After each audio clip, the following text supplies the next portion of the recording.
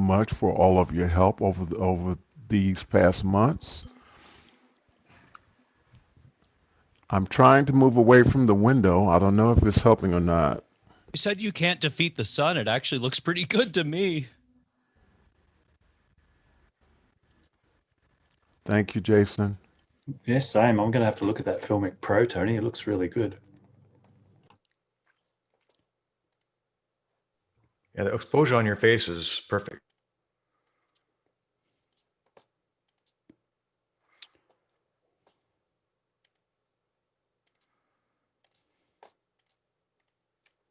All right.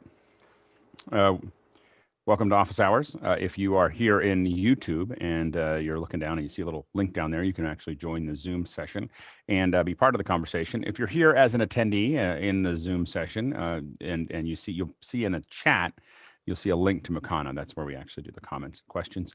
If you're wondering how do you become part of this illustrious panel, you have to get here early. You have to have good video, good audio, good internet. And we open the doors a little before 6 o'clock. And in the morning, we can't really promise anything. There's lots of stories, tea, coffee, random conversations between 6 and 6:40. Between 6:40 and 6:43, we start the mic checks. Once we've started the mic checks, that is the panel for the day. And that's what we're going to actually be doing there. So that's the crew. So be here before 6:40 if you'd like to be part of the conversation. If you think that you have something to add, the interesting thing here is that this panel represents centuries of media production. so across all of us here. So it's a pretty great panel. But if you think that you have more to add, which I'm sure that many of our listeners, many of the attendees do, please join us. It'd be great to have you. So anyway, so that is what you want to think about there. If you're not going to join the panel, then your job, your duty is to either ask questions or vote those questions up. So we run the whole show on questions, and we survive on your comments and questions. And so make sure to write them down during the day. I don't quite understand why this works this way, or I don't understand what this is, and bring it up, and we'll discuss it. We learn from that interaction. We do as the panel from the kind of questions that you bring up and what we actually discuss. Now, so we'll do that from 7 to 8. From 8 to 9, the second hour, we have a variety of more pointed discussions that we will work out. And so this week, we're going to start with Ruthless reviews. So today we're going to kind of go through every once in a while we do this, we surprise everybody, and we're going to go through Ruthless reviews. So we'll just kind of go through everybody's setup and talk about what's working and not working in their setup. So that's going to be today. Tomorrow, Tuesdays are audio, Wednesdays are video, Thursdays are a little bit of art and guests, and Friday generally is production management, and Saturday is education. Tomorrow we're going to talk about microphones. We're going to start taking a pass with both audio and video for the next couple of weeks of going through the pipeline. So we're going to talk a little bit about, we're going to start with microphones on Tuesday, start with lenses on Wednesday for video, but we'll go, we'll next go to preamps and their related in video sensors, and we'll kind of go through the process of talking about the pipelines just for a couple weeks, so we really understand what those are. And then Thursday, we're going to talk about museums. We had a request to talk about museums and cultural centers, trying to figure out how to stay relevant, how to engage their audience. And so we're going to brainstorm of how do we use media to help both museums, cultural centers, that type of thing. How do we help them become relevant, or how do we help them keep moving forward? And we'll try to look for some examples there. Friday, we'll talk about comms. Now, there's been a lot of questions about, the back channels that we use for shows, for live shows. And so we're going to talk about that, and everything from phone calls and text to big comm systems and wireless, and we'll kind of have a winding discussion about that. Then, of course, Saturday we're going to talk about education. So we really just kind of brainstorm about how education can be improved with media, and how do we kind of navigate the COVID challenges that we have right now with teachers. So that's the plan for this week. And again, if you're in Discord and you have ideas for those second hours, make sure to jump on Discord and put them into the second hour suggestions and second hour discussions or requests that are near the top of the list. So go from there. All right, Guy, do we have some questions stacking? Yeah, we got a few. TJ Asher says, Alex, listen to TWIT on headphones. I noticed your voice seemed to lack a little high frequency crispness that the other panelists had. What would cause this? I don't know. I mean, so almost everybody else had a Heil or something like it. So maybe this mic. Usually, this mic doesn't have that lacking area. I mean, I don't know what it sounds like here compared to everyone else, but that could be the case. Go ahead, Kev, and then Sky. Just wondering, was it because you're using Skype through TWIT? Could that have an effect on your audio? No. Everybody is. So everybody that was there was using it. So I don't know if that would have any change. Sky and then Mickey. I just wondered if Guy had a pop filter. We're getting a lot of breaths between sentences. Oh, is there? It does have a built-in pop filter, and I'm trying to talk at a 45. So let me know if I'm pummeling this microphone. Peter Piper picked pa pa pa pa pa. Yeah. I'm hitting it. Okay, let me talk at a 45. So I'll probably read this way sideways. Let me reread that. Alex, listen to TWIT on headphones. I noticed your voice seemed to lack. Good. Yep, it's good. Mickey.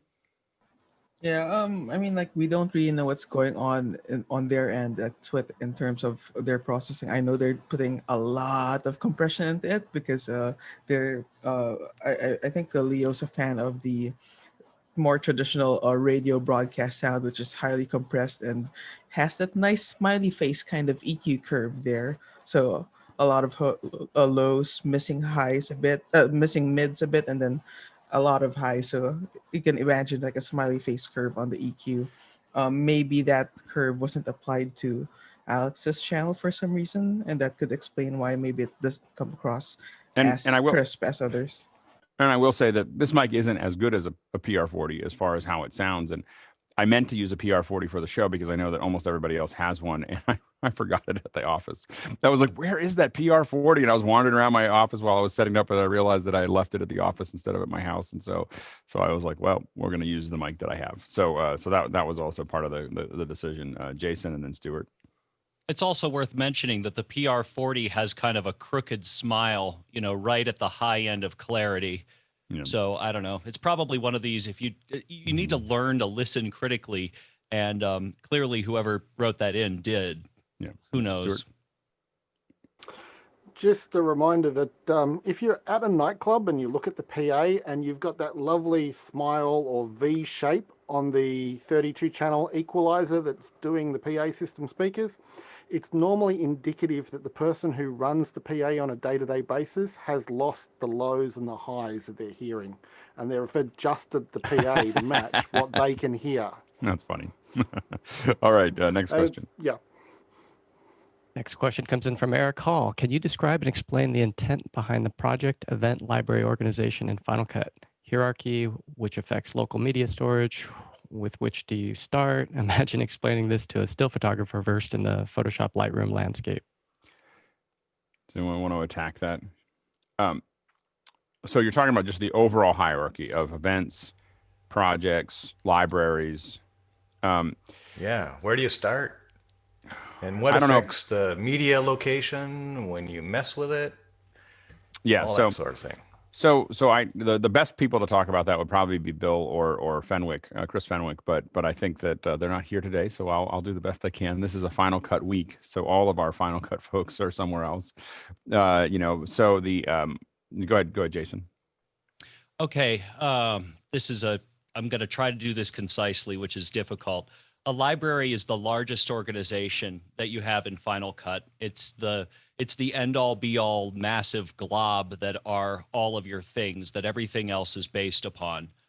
An event is and to be clear, also, your library is going to define where everything exists. So where you put your library on your hard drive or your external hard drive that's where everything's going to sit inside of. So your events, your projects, everything else. Where your library is where all your files library, are. Physical media. Yeah, library, physical media, right?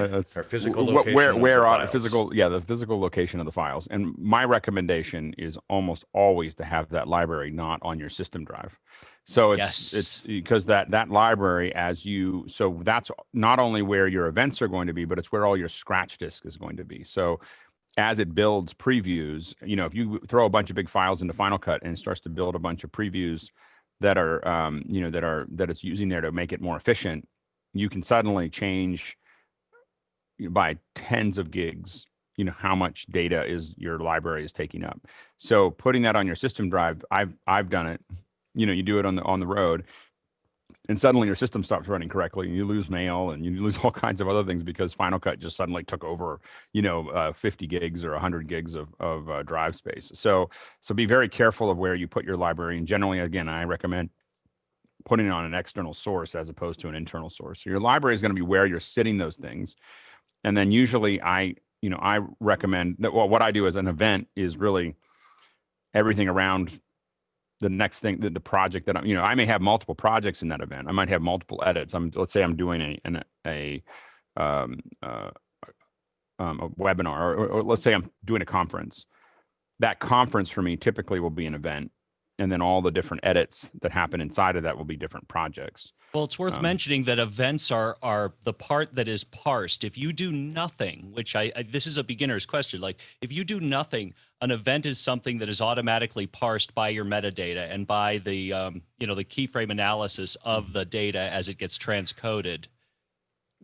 Yeah, I don't really think of it that way, but I think of it just as the folder that I'm inside of my library that is going to relate to some unified group of things that are going on. Go ahead, Jeff. Gotta remember that mute button. You could think of library as like client. I think you're off mic, like way off mic. I sure am. That's probably better, yes? Much better. Okay. Yeah, Miss Mouse. I think you could think of your library as the client, and you might do several events with a client, but you might have some shared media inside that library that would get used in each of those events. And for a particular event, there might be several edits you're doing, and each of those is a project. If that makes sense. I have a follow-up question about this when we're done. Oh, yeah, go ahead. So library? Never mind. Go ahead, Eric. Trying to summarize it for myself. And so in terms of hierarchy, really it's kind of library, events, and projects. Mm-hmm. Yeah, your library is where you're putting it, and inside of that library, you're going to have a series of events, and inside of each event, you'll have a series of projects. But that's how you're kind of organizing those things. Yep. Okay, perfect. Go ahead, Jeff. So if you've captured a lot of media and say they're on SD cards, and you copy those SD cards and back them up to your external SSD media, now you go to import that into your library. Do you like to leave that media in place since it already exists on the SSD external media, or do you copy it into the library so it all stays in a large clump?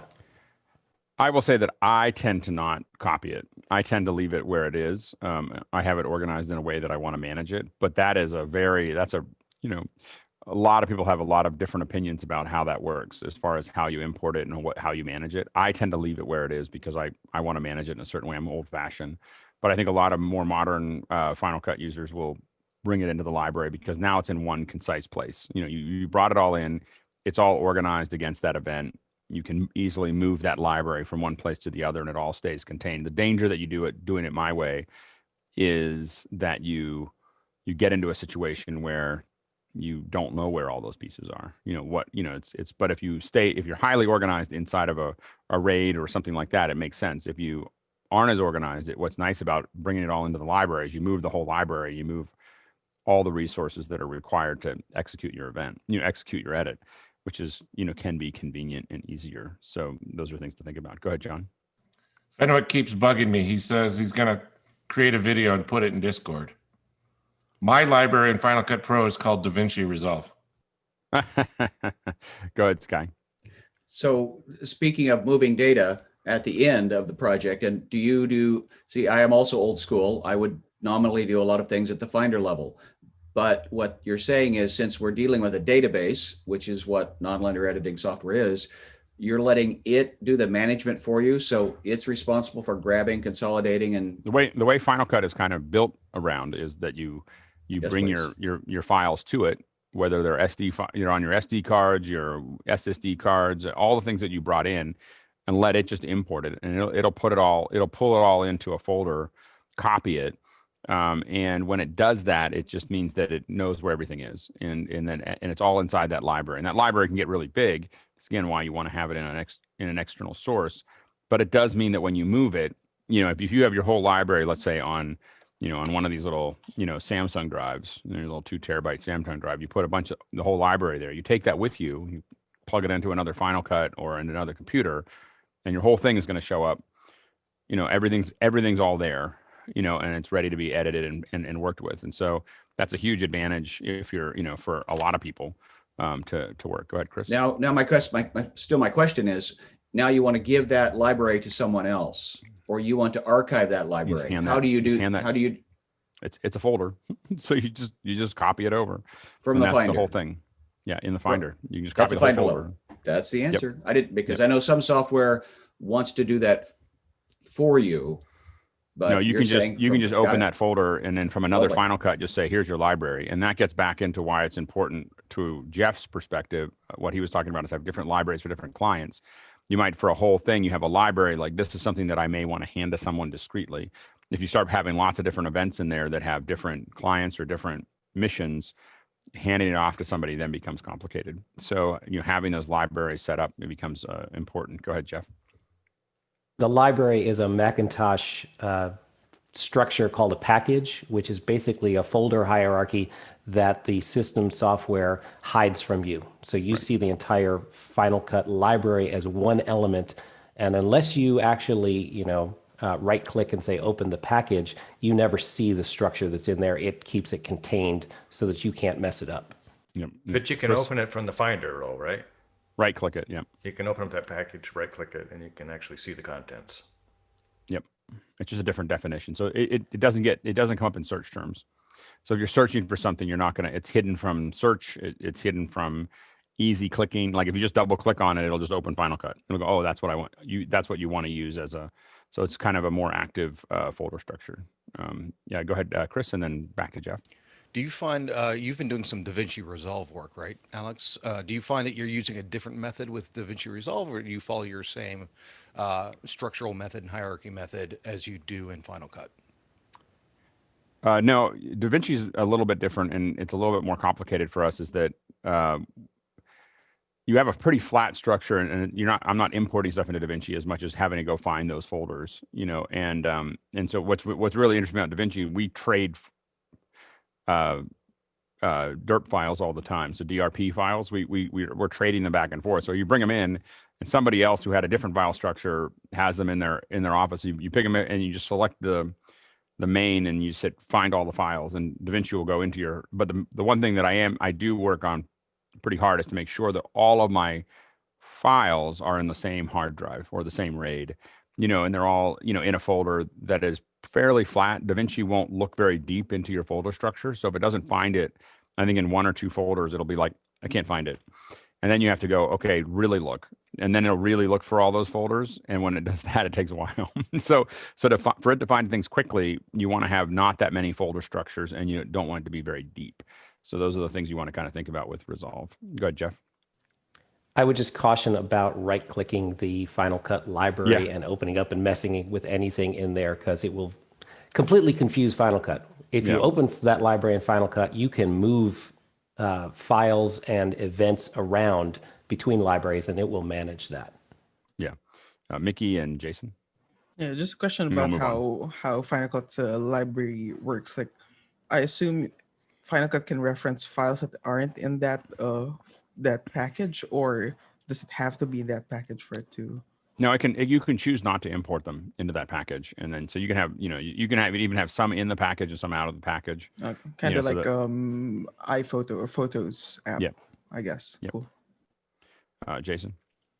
I should also mention that there's an amazing third-party app called Final Cut Pro Library Manager that really kind of gives you a visual overview of how this whole thing works, and it's been well maintained and is inexpensive. So yeah, use it. Absolutely. Next question. Next question comes in from Eric Hall in Mount Vernon, Washington. Please give an overview of an all online live stream event and the workflow needed to record, backup, and prepare for final publishing during the event's progress and perhaps shortly after. That's a whole second hour. So we'll try to give you a that's a deep one. There. Yeah, No. It's good. It's good. We'll give you a quick overview of it, but you should probably put that into a request in Discord for a second hour on I'd put the exact same thing, but you know, I mean, that's we're gonna save that for a second hour. That one is an overview of that would take the rest of the show. So but put that into the request for the second hour. I'll forget it. But we'll put it into the next week or two. Yeah, it's great. It's a great question. The reason we're pushing it off is just it'll take a while to properly answer it. Next question. Next one comes in from Paul in Austin, Texas. When you're using two monitors and do a screen cap with Windows print screen, it captures both screens in the same image file. Is there any way to capture just one of the screens? I'll go ahead, Jason. There's, depending upon your Windows version, I believe the app is called Snip and Sketch, and that will simply allow you to just grab and then highlight and then very quickly save, very quickly copy, very quickly markup, and very quickly email. Go ahead, Jeffrey, and then Chris. Yeah, you use screen capture, it'll capture all the screens, but if you do Alt, it will do just the window that you want, and I think it's Control or Shift. One of the two will actually do just the screen that the window is on. So I'd have to double check that, but there is a way to do it. Good, Chris. That's even better than what I was going to say, but it's called Snipping Tool in Windows 10, and like Jason was describing, but you have to launch it. So I think what Jeffrey's saying is probably a quicker, more streamlined approach. So, next question. Next one comes in from Peter in Vail, Arizona. What initial pain points would the new M1 Max have when used for office hours? Wondering about drivers and support for peripherals like the ATEM Mini and cameras. Also software customization such as Keyboard Maestro, Stream Deck, and Zoom. All right, go ahead, Jason. We'll tell you in 2 weeks. How about that? I think I'm not the only one that's ordered a Mac Mini. So until then, it's all speculation. I can tell you that video like the Duo 2, I have another Mac Mini over here that is running the newer version of video playout, and it works beautifully. Yeah, I don't expect there to be a lot of hiccups, in this process. There's probably a lot less hiccups.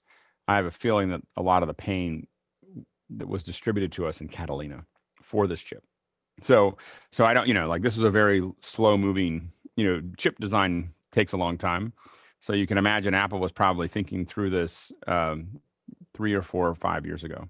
To get to an M1 chip. It's not like something they delivered this spring, so a lot of the move, to 64-bit, the pressure to, figure things out in Catalina, and then obviously getting ready for Big Sur. I think if it runs in Big Sur, most likely it's going to be supported relatively effectively for most simple things. I will say that I think that some of the more complex apps like Pro Tools and Premiere and a lot of other ones may have significant problems running on the new hardware. That's and a lot of it has to do with Photoshop, those types of things. We may see a lot of issues, and the reason is because they're using older architectures, and those architectures are so heavy that they never moved to metal. They never moved, like anybody who moved everything to metal and moved everything to did what Apple asked them to do 3 years ago, are probably doing fine. It's the ones that said, well, that would be difficult. I don't know if we're going to do that. Now they're in a bind, and the bigger bind that they're going to have is that I don't think that there's any way that these new chips are going to be slower than, they're going to be very, very fast. And the first step of this is going to be that they're faster than most of the things that we see on a laptop. But as the new chips come out in next year and the year after, in my mind, and I could be wrong, but in my mind, there is no way to compete with the architecture that's been built. It's very hard architecture to create, but there's no way dollar for dollar to compete with what they're doing. If the chips come out with 32 gigs and then 64 gigs and 128 gigs on the on the silicon of RAM, this thing is going to outperform everything that's out there. And so there's an incredible amount of pressure on a lot of these software developers that they're going to fall way behind if they don't solve this really fast. And then the other side of that is how you justify, running on any other architecture. Go ahead, Mickey, and then Jeffrey, and then Stuart.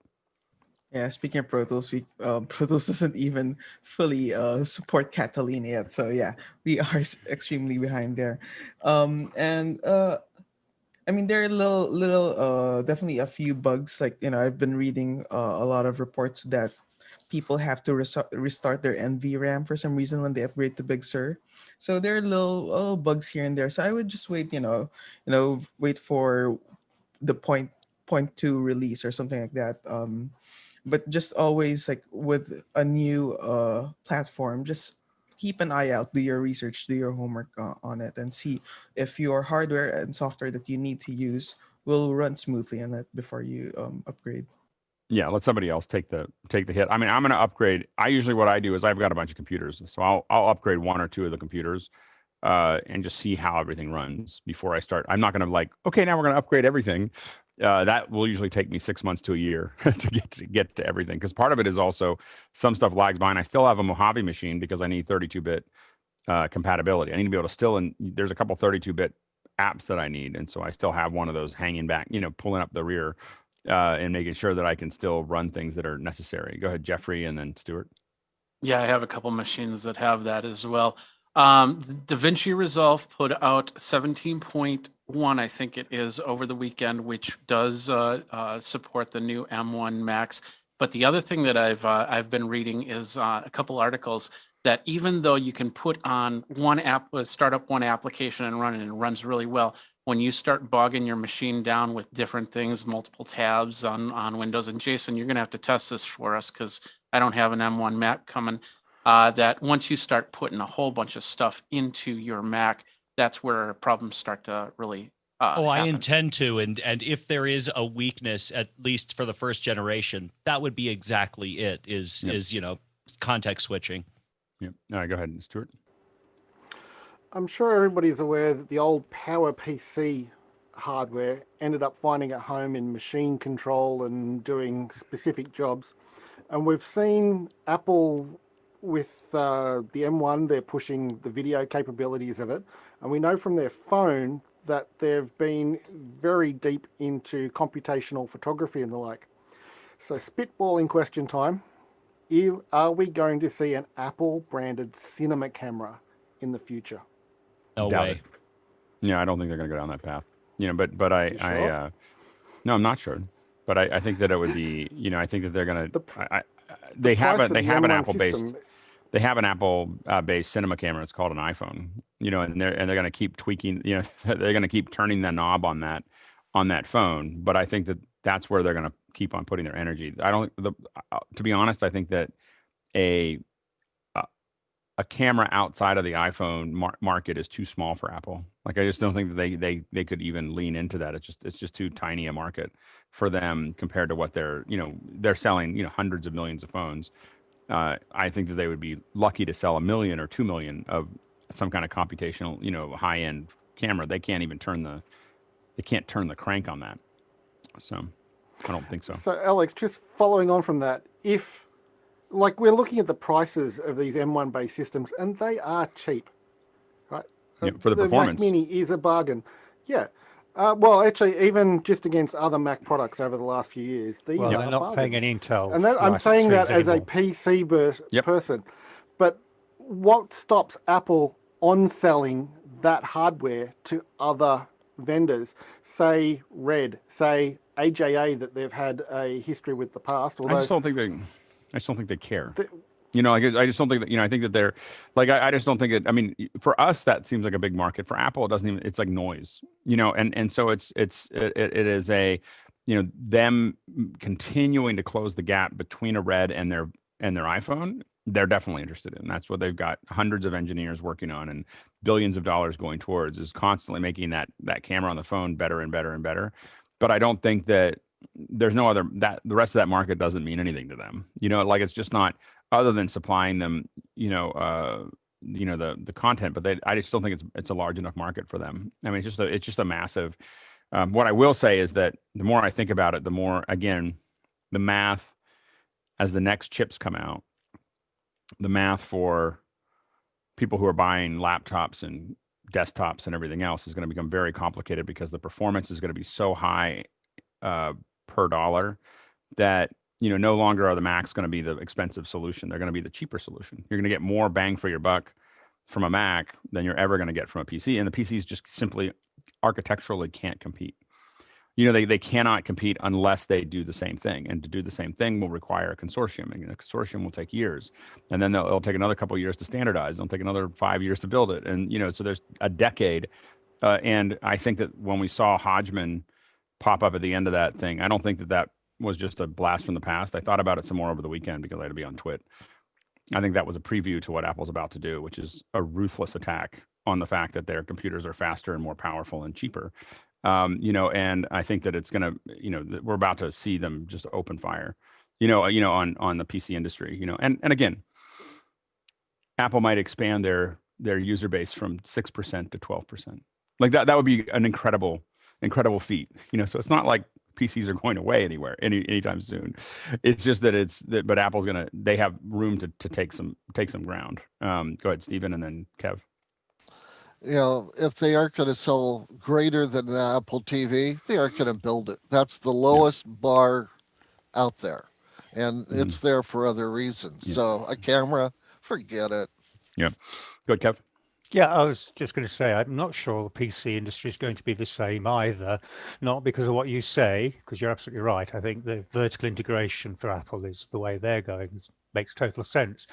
But I am wondering where the OEMs and the PC manufacturers may start looking away towards the edge computing, where everything is done hardware in this cloud and everyone starts getting thin clients again in the next 5 years. Because there seems to be that move away. And it's possibly the only option they've got is to specialize with something that comes directly from the cloud. But as you say, well, the way Apple's got it, they're in their control. Yep, absolutely. Next question. Next one comes in from TJ, and it's for Jeff Francis. Why does the audience remain silent in between movements in an orchestral concert?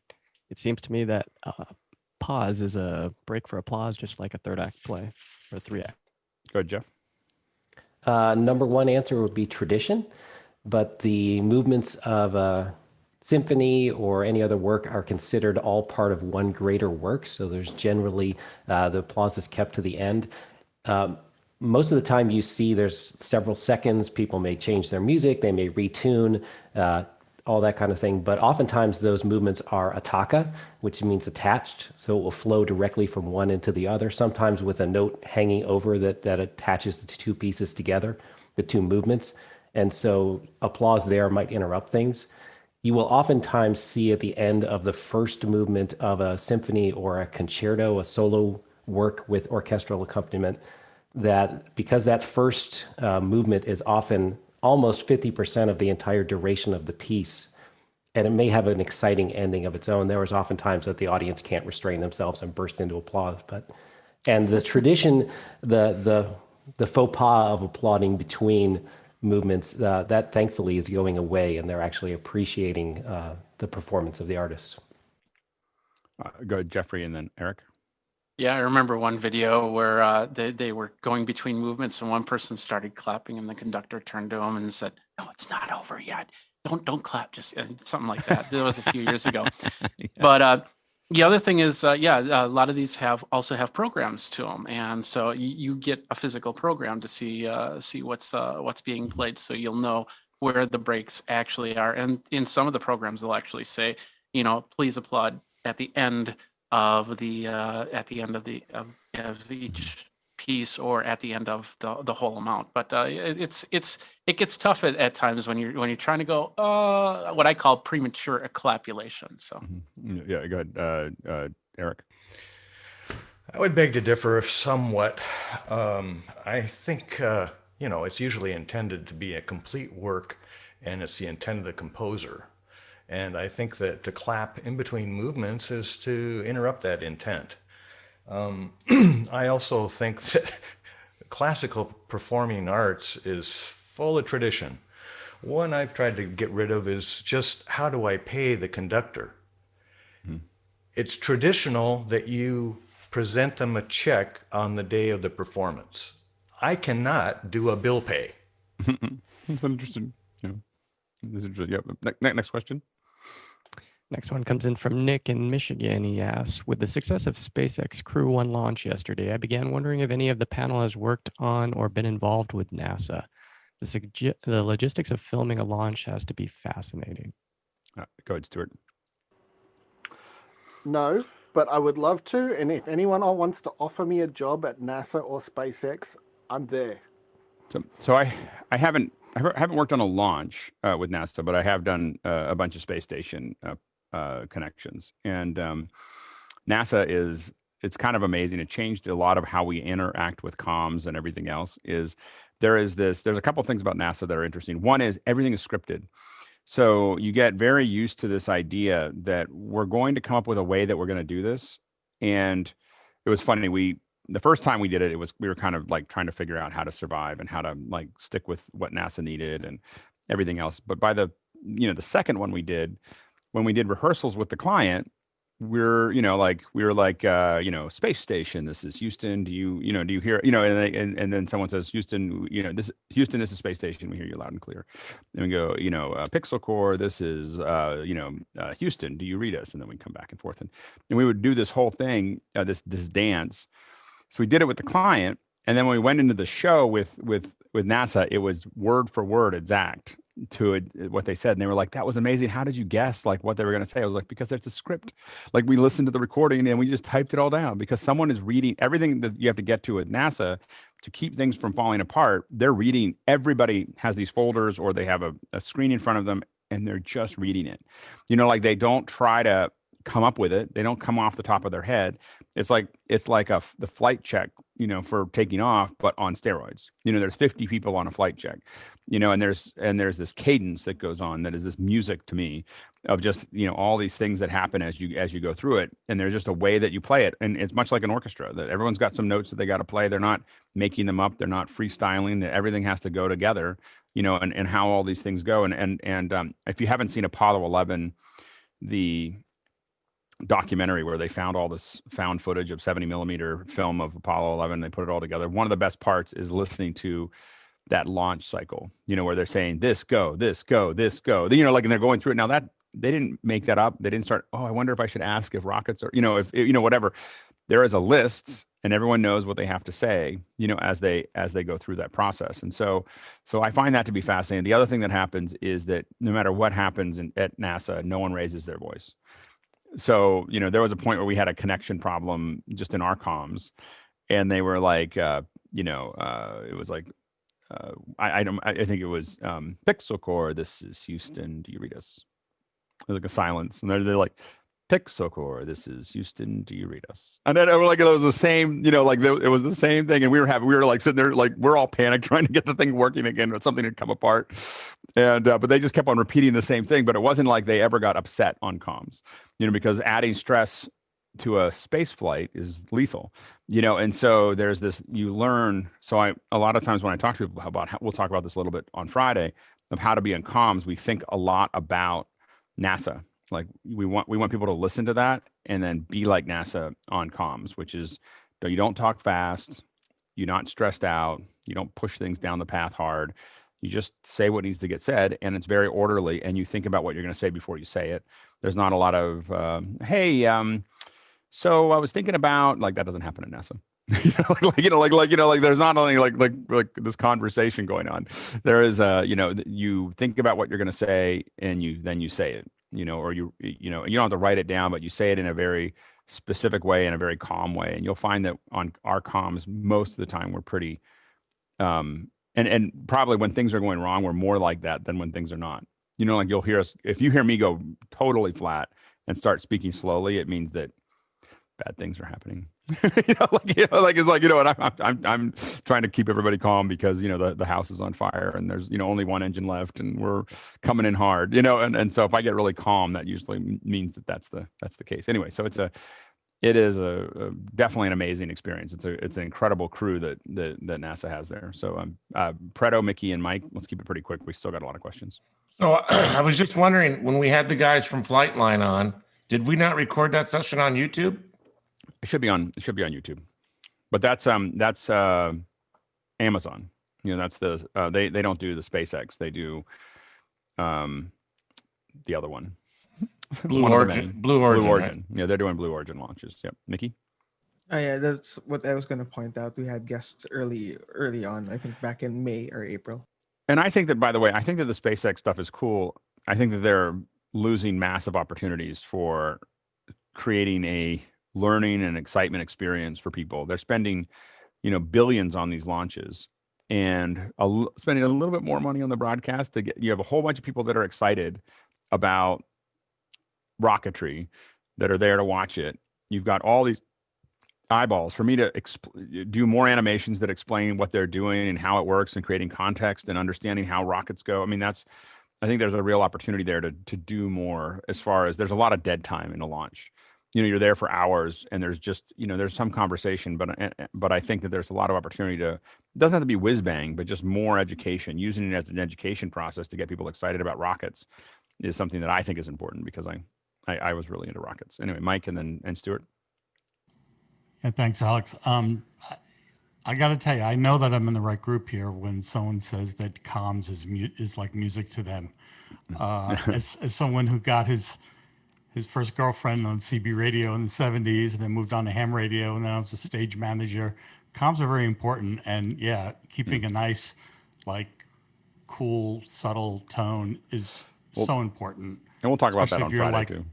Yeah. I mean, especially if you're I worked in sitcoms for years, and directors that screamed usually didn't go very far. Yeah, no, absolutely. Go ahead, Stuart. Billions is not the correct number to use anymore. That's the whole point of SpaceX. The launches are exceptionally low price compared to what they used to be. For everyone in chat and what have you, if you go to SpaceX's YouTube, you will find there's a second stream available on every launch now that is just the comms, so you can hear it without the presentation. The other thing is, for the presentation quality and the animations and what have you, yes, they could do more. The most recent launch with the 4 astronauts on board was not their normal graphics, but I saw the big one. Their first Dragon one was pretty sad too. It was. Yeah, but that's NASA graphics. That's not SpaceX graphics, and that's an important note when you go and look at ULA launches, Ariane launches, Roscosmos launches. Basically, everybody except Rocket Labs out of New Zealand and SpaceX, everybody else's coverage sucks badly. There's no other way to describe it. It is horrid. Go ahead, Mickey, real quick, and then we'll move on. Yeah, real quick. I'm just happy that people are excited about this, especially in the past few years. Yeah, it's fun. We're about to get into the... Star Trek said space the final frontier, but we're really getting into a point where we're about to start really exploring space. All these tools are coming together, and there's going to be, the next 20, 30 years is going to be this thing where we're, bouncing out to asteroids and Mars and all kinds of other things. And it's just going to be a fun ride. All right, next question.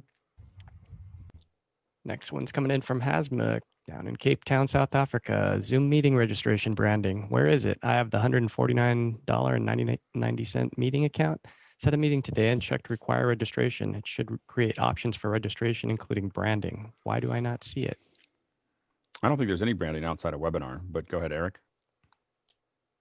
Yeah, the meeting actually has to have been scheduled and exist, and then of course registration enabled for that meeting, and then you will see that menu appear below for branding. Oh, and it's in the meeting section. You open up meeting. Go ahead. Here is under advanced on the back end in the zoom.us site. There's one here for branding. You click on that, and then you get landing page, header, footer, sidebar, CSS, images, email, and you can click in these and you can change, all kinds of stuff. Wow, that's even better than webinar.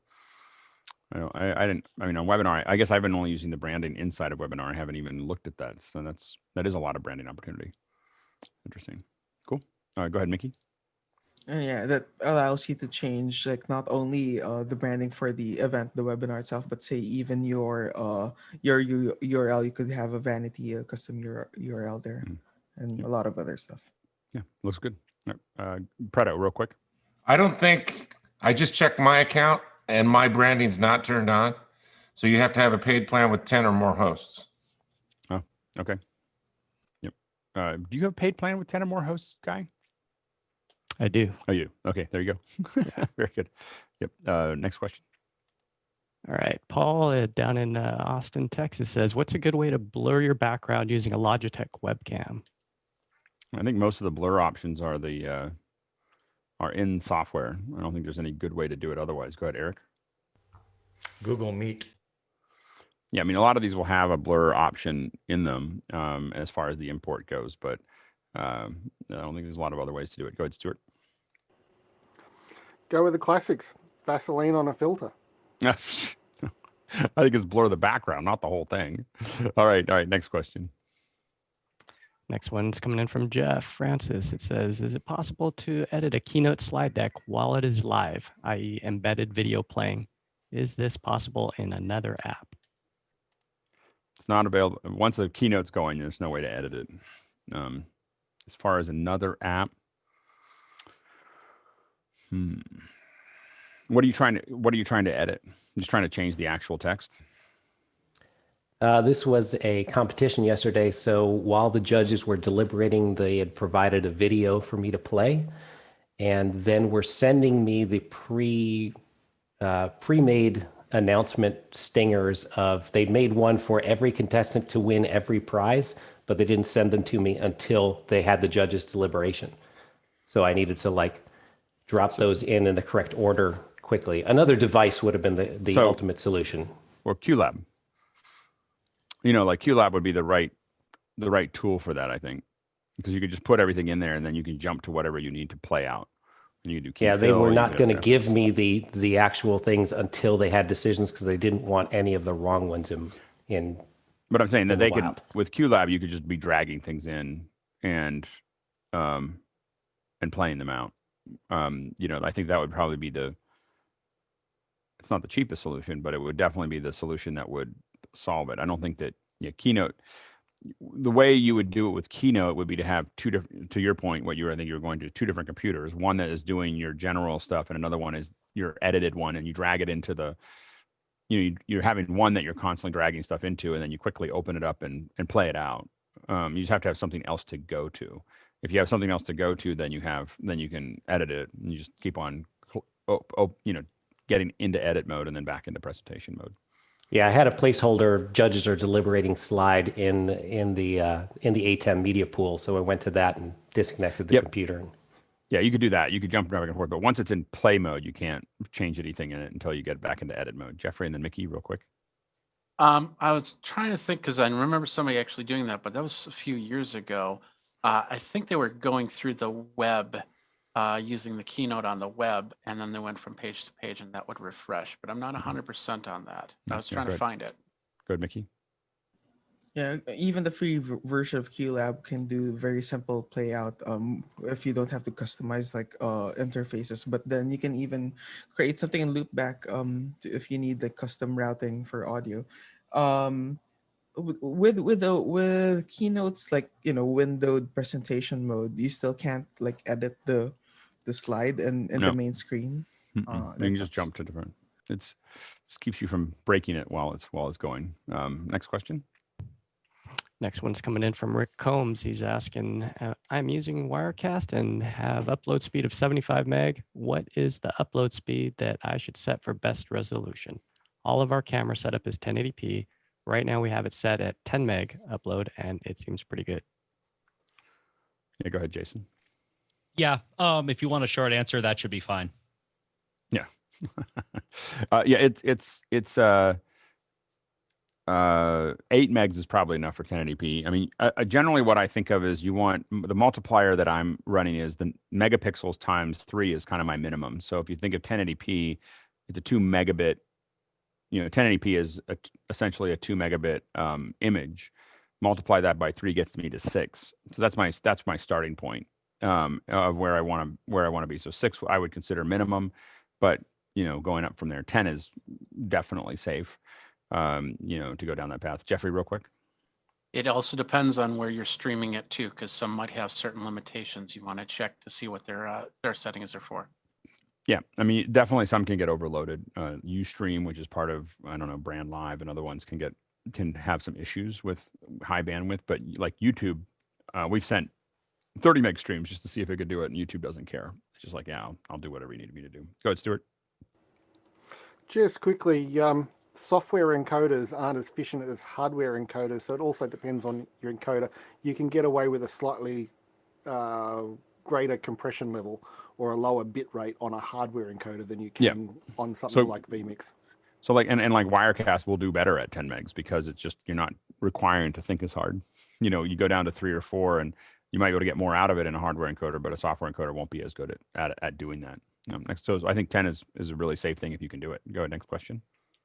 Next one's from Doug Ferguson. It's a Zoom question. When trying to move panelists, how does one fix the message you cannot move a video while non-video participants are hidden? You have to turn off hide non-video participants. there's a setting to turn that off, and if you turn that off, turn it on, you can't move people around. It's just the limitation of the system, but you have to turn that feature off. Yeah, A. Michaels answered it actually in the chat, but to know where it is when you're looking at your Zoom software, at least on the desktop version, under View in the right corner, and I'm on a PC, that's where that setting is. It's not in the general settings. So, and you have to be in Gallery View. Perfect. Next question. So thanks, A. Michaels. Yep. Next one's coming in from Keenan Campbell in Princeton, Illinois. For those of us that don't have large studio lighting setups available, what would the panel recommend for a good all-purpose portable light that can be used for Zoom and also basic one camera on location interviews? Go ahead, Jason, and then Sky. Best bang for your buck, I think, is not highly portable, but portable enough would be any sort of ring light. Guy might be able to suggest one. The one that's in this studio is an Elgato, but there's quite a bit of supplementary lighting. So I don't know. Go ahead, Sky. Well, this is a ring light. It's flexible, but I also have two, what are called, I think they're called 660 newer, and because they have the variable ability to change both the blue and the red on the back, and they're very lightweight, and I think they were like 100 and some bucks, but now they've even gone half that. So with soft boxes on top and stands. So next, Stuart. This is just a generic one that you can pick up off of eBay and what have you, and it's lowest setting so I don't blind the camera. You can find instructions on how to make little baby soft boxes for these two, and that shouldn't cost you more than 45 Australian. And the ones that I'm going to be we'll see how mine turn out. I've got a couple Nanlite 68 and a Nanlite 40, I think, that I have in my office. I'm going to take down with me to LA. I'm going to be down there for a week, and so you'll see me play with something that is portable. You know, in that area as well. One of the things I noticed recently about their lights is that they have quarter 20s on all the corners. I was like, why didn't I see that before? That's super useful. So anyway, Jeffrey. Yeah, I was going to talk about these really quick, Stuart. Newer does make a soft box that you can put over this type of a light, so you can use it for that. And of course, they also come with filters, but these are perfect for that type of use. Yep. Don't tease us like that, Jeffrey. Put the link in the chat. I'll have to find it for. Right. Next question. Next one's coming in from Brian Davis in Whistler. He's saying, we are about to have an AGM by Zoom for Strata where 40 people will appear. What 10 rules would you suggest to make a successful meeting? E.g., 1, 30 minutes before sign-in for audiovisual check, 2, etc. I don't know about 10 rules is hard. I mean, number one is make sure that everyone's got an good internet connection, good Ethernet internet connection. Number 2 is make sure they've got a good mic. Spend $30 per presenter on making sure they have a headset mic, in my opinion. But make sure they've got good audio. And then after that, you know, if they can get good lighting, that's great. But good audio and good internet connection is going to make a massive difference in how they appear. For every speaker we have, we do something before the show, like days before the show, to make sure everything's working. And so that's how we kind of approach that, is to make sure that they're all set up and they've done everything that we asked them to do days before the event. We know that they're missing an Ethernet cable. We know they didn't have something work. Then we want people to show up a half an hour before the event. One of the other things that we do is we try to go live to the viewers, to the attendees, a minimum of 15 minutes before the event, so they have time to shuffle in. Now you'll see with this show, we start an hour before, so people have lots of time to shuffle in. And even now we're starting to start up a little earlier to flatten the curve even further. So but you really want people, because people are going to have trouble. They're going to, like, especially if you have like authentication required, which means they have to be logged into Zoom. 10 to 15% of the people are going to have trouble figuring that out. Like, they're not going to understand what that is. So you get a bunch of calls, everything else. And so what you want to do is get most of the people in before that happens. If you have a lot of attendees and you're actually going to have them on video and audio, a lot of times we do prep, what we call per se prepping, which is the day before. We open up these day or week before, we open up these 4-hour windows, let everybody go through and see them going through to make sure that they look good and sound good. You're not going to fix anything. You're just going to kind of make sure that they're relatively sorted, in that process. And then after that, it's just making sure that one thing I recommend is always having a moderator that you can talk to, that is going to be there, a moderator that's going to run the conversation, that's going to own that, and so that they're the one that you can always talk to, one person in the event that you can talk to move things forward. If you're doing Q&A, you'll see that in this one we do Q&A. We have somebody else manage Q&A so that the moderator can stay focused on the conversation. So I'd recommend that as well. And then the big thing is that if you're going to have questions, leave a lot of time. What we see over and over and over again is people want to do 20-minute presentations and 10 minutes of questions. They should do 10 minutes of presentations and an hour of questions. We only do questions here. We do it every morning for hours. So the thing is that it really is, the Q&A is really the thing, right? And I think that a lot of people miss that. And so they make it these boring presentation laden events when they could be having an interactive conversation. I don't know if anyone has anything to add to that, but otherwise we'll move on. Oh, yeah, go ahead, Stuart. Yeah, have someone like Mickey who's not afraid to hit the mute button for questions that run over time, especially on that sort of meeting. I lean towards... And show them this panel and how we hold our hands up and wait our turn, and we try to rarely speak over the top of our host. Well, I lean heavily towards text-based questions, primarily because it keeps the questions succinct, and it also keeps people from pontificating. I've sat through, thousands of hours of seminars that we've been streaming where you just get very clear that the person got up to say something and then they add a question at the very end to be acceptable. We try to keep by moving it to text, we keep the conversation moving. Anyway, next question. Next one's coming in from Jeff Francis. Live streaming via Vimeo. A static JPEG with text is clear, great resolution, but becomes blurry, low res after a few minutes as the bitrate drops. Options? Note, perhaps this question should be, how do I convince the client not to use a static slide for several minutes? To tell them that if the slide is moving, it won't get soft. It's getting soft because you're not using any bandwidth and it doesn't know what to do with that. So it's definitely seen by the encoding system as an error. So stills mean nothing's happening, and so to an encoder. And so having things move, soft backgrounds moving around, like, there some music, countdown clock, all those things tell the encoder and tell the CDN that there's something happening. You'll see all kinds of errors if you play a still out to YouTube and sometimes Facebook. They just don't know what to, they're like, it's not working anymore. And so the way I would persuade them, though, is to explain to them that it's getting soft and doesn't look good because they're running a still. Go ahead, Jeff. Yeah, I've seen that on YouTube and Vimeo both. You see the bitrate drop, and the first time you see that, you panic, but then you understand, why is it happening? Because I'm running a still and the bitrate will naturally drop. But in YouTube, it tends to stay sharp text, and Vimeo, it all of a sudden went, it didn't degrade, it all of a sudden jumped to completely blurry. Yeah, it just doesn't. And just had to. It's being efficient. Like, it's just going, nothing's happening here. There are all kinds of reasons to not do. Like, we had one where we had a still up, client wanted it, and our live view, which was half of the show, like the backup for the show or whatever, got disconnected. But there was no way to know, because what a live view does when it gets disconnected is plays the last frame. So it was just playing it was sitting there happily playing the last frame. When we started getting ready for the show, it wasn't playing anything because it was just taking the last frame and pushing it up. And so having movement and then having music means that your whole system's working. There's a whole bunch of reasons to run music in video. I always recommend it to clients, is to at least at minimum have music with a countdown clock. Is really the bare minimum on that. But if you put up a still, and it's also just a horrible experience for the user.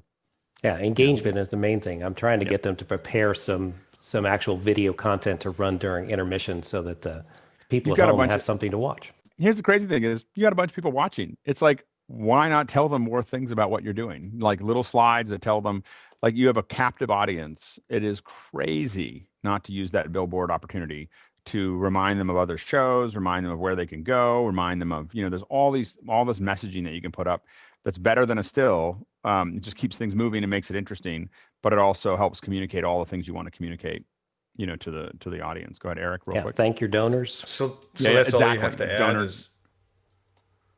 Go ahead. You just have to add music to keep the still from degrading. No, don't just still music and moving images. Just simple animations, countdown clocks, that kind of thing. But I would never. I mean, we have clients that still use stills, but we do everything we can to not have them do that. Go ahead, Jason. I mean, we don't have very much time left, but I'd say, it's relatively easy to do, like, swoop, something like that. Something like that. Yep. Totally messed everything up, but you get the idea. It's very easy to create something and then just switch back to it. And it can just be rolling, just rolling things to Jeff Francis's thank you to the sponsors and thank you to this, and reminders of things that are going on in the community, reminders of things to go look at. Those are all things that can be put up, and the more you do that way, the more people are likely to stay. If you're doing it to an actual public CDN like Facebook, stills are just the end of your show. Like if you're streaming to Facebook, you'll lose 75% of your audience really fast, like in a minute, if you put up a still. Like, it's just devastating. So that's the other thing to remember. And you'll lose a lot of people in general. They just, they've got a lot of other choices on their computer. They're not stuck in a theater, sitting in a chair talking to their friends. They are going to go check something else out, and then they're not going to come back. So, keeping it interesting is pretty important. And we're going to go a little heavy to finish the questions, because I think we'll get through the reviews pretty quickly. Anyway, next question. Next one's coming in from Vincent Alvarez up in Bellingham, Washington. Need to edit a bunch of recorded Zoom lectures that used an onboard mic on a laptop or webcam. If even possible, what settings should I use to help make them sound better? Warmer, less echoey? I use Premiere Pro to edit.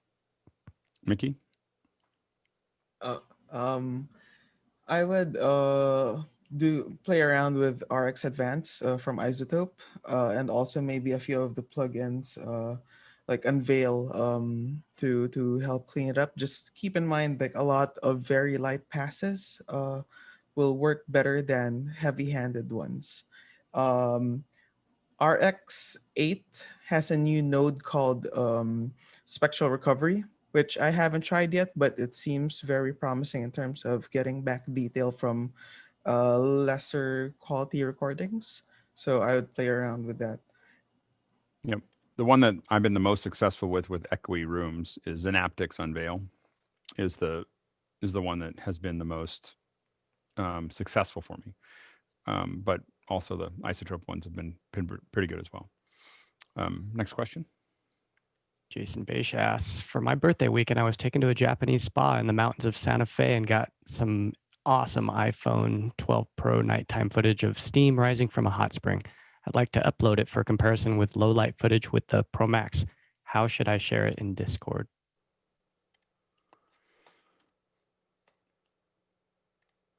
I'm sorry, just how should you share? What you mean, where should you share it? Meaning how, for comparison, I've got it, in this semi-compressed codec. Should I rip it out to ProRes and throw it in Dropbox?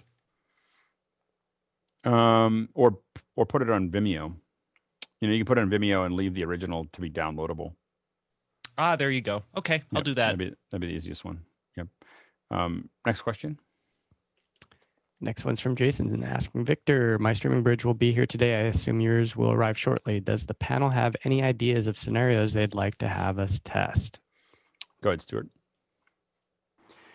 a stream from any other HDMI or SDI based encoder that the bridge will actually see and display. Yeah, go to Jeffrey. Yeah, there's not much that the streaming bridge can do beyond what I've tested on there, but I'd love to find extra stuff if there's anything that I did miss. I think that Victor decided to not get his streaming bridge, but I'm not 100% if he canceled the order or not. I'm really interested in trying to get 2 or 3 streaming bridges in one place so that I can cut between different locations, on different minis back to one, so have one ATEM mini in one place with 3 stream decks or 3 stream bridges that are coming in from 3 other ATEMs that are somewhere else in the world. 3 contributors is basically what 3 you're contributors, after, right? Yeah. So that's kind of the, go ahead, Guy. Yeah, I have an ATEM mini ISO sitting here in a fish tank with a HDMI camera in front of it. So see, if so anybody wants to take we're in a almost there. fish We just have tank to get from a couple of the stream bridges. Go ahead, Eric. Well, I was just going to say, as soon as my Pi arrives, I'm going to be experimenting with a bridge on a Pi. Okay, cool. Next question. Next one's from Mike Burns in Spokane. I'm getting a lot of echo in my untreated room with 12-foot ceilings and hardwood floors. Looking for suggestions for a high-quality dynamic mic or super-cardioid mic from my Rode Podcaster. I'm a big fan of the PR40. Go ahead, Jason. Jason's on I'm one. a big fan of bass traps in your corners. That will help quite a bit. Yeah. Wait, all right, wait. Bass traps in your corners? Explained. Bass traps are large kind of foam things that, well, actually they can take lots of forms. The cheap and easy ones are large foam things that trap the low frequency waves that get amplified in a corner, like almost as though like the band pass effect, but it's not quite that. But yeah, Mickey, I'll defer to you. Okay, go ahead, Mickey. Yeah, I think like this question was sort of asked a couple days or weeks ago, but my recommendation still stands. I would treat the room instead of, because a high quality mic might actually pick up the room a bit better because it's higher quality. So I would start with treating the room as opposed to finding another solution for the problem. Yep, Sky. Well, it's. Oh, go ahead, Mike. A duvet cover, just a big duvet, and I'm serious, or a soft fuzzy blanket around you. That's because what you're trying to do is diffuse and cap the echo. And so get off access, don't talk straight into a wall. I think that if you think of it like pool. If you think of a moving blanket and like a $30 stand with some clips, you put that right in front on the other side of your camera and use a PR40, you're going to knock out 90% of the echo. Like it'll just the blanket will suck up a bunch of it, and then the PR40 has such off-axis rejection that you're going to lose. The two of those in combination will be most of your echo. Go ahead, Jeff. Yeah, area rug and a big fuzzy couch. Yeah, those are good too. And just get lots of children. Just put them back there. Just get the, and go ahead. I have to tell you, the real irony is that I actually, in this large room that's hard floors, tall ceilings, and cement walls, the real irony is I actually do have a sound booth in here, but I'm not allowed to go in because it's my wife's. And it's her living. Yeah, so yeah. I'm not allowed to go in there. So yeah, I would say that, but like, I put up Sonics everywhere, like I just throw up big pieces of Sonics on everything. It's just kind of like when I move in, that's kind of what comes with me. In my home office, I'm not allowed to put it on the walls. My wife won't let me like start stapling things to the house. So I have temporary moving blankets. I'm in a little box, of moving blankets that just kind of suck up a lot of that. Yeah. So and she has a Heil PR40. Right. She's teasing me and saying maybe for Christmas I'll get hers if she gets an upgrade. There you go. All right, next question. Next one's coming in from Peter Moore in Auckland, New Zealand. Has anyone used OBS Ninja? It allows a user to create a node.js server which connects to your webcam or phone's cam, and you can use that in OBS. Note, all in your local browser. Go, Jason. No, I haven't. And what could possibly go wrong? Well, I mean, the main thing that we've had trouble with all WebRTC is, number one, is that WebRTC doesn't navigate complex networks very well. And number two is that you have to go into the preferences of the browser to get all the, the default camera and default mic stuff set up. So it is kind of a, that's been the big stopper, whether it's vMix or OBS Ninja or whatever for us, and why we still use Zoom for that is just because it's easier to configure and everybody knows how to use Zoom. Go ahead, Peter. No, I just accidentally discovered it today whilst I was doing some OBS stuff. I was just curious if anyone had used. Yeah, it's not a permanent solution, but it looked all right. So it looks interesting. I mean, again, it's just the web. I would say that the thing that keeps us away from WebRTC is literally the client solutions on the far end. Because now, we were talking about this on TWIT yesterday, or maybe before TWIT, but with a bunch of people who are technical, I think it would work perfectly. So, because you can work through it and then they're going to have the same setup all the time and it'll work great. It's because I have to process 50 to 100 people a month that are not technical that I go, I don't know if I really want to go down that path. That just seems like a world of hurt to me. Whereas everybody knows how to use Zoom. So I just, so there's still set up for them to get it right, but a lot less than having them go into their browser preferences. Next question. Next one's coming in from Mike Burns. Does anyone have any experience with the JZ BH-2 mic or the Lewitt BH-2? They are both having crazy discounts for Black Friday. Go ahead, Jeff.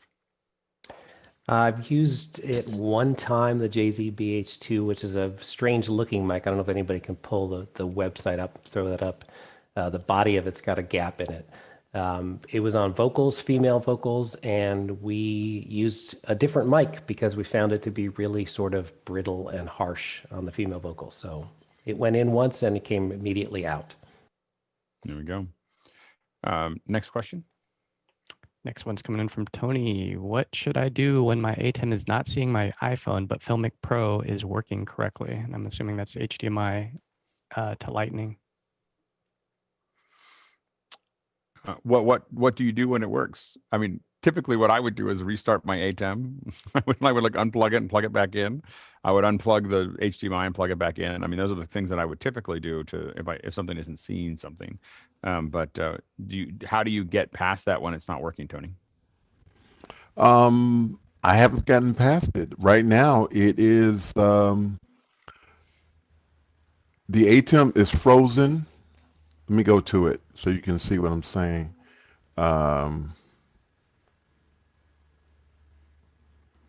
That's frozen. That's me frozen. I have unplugged the phone. I have powered off the ATEM.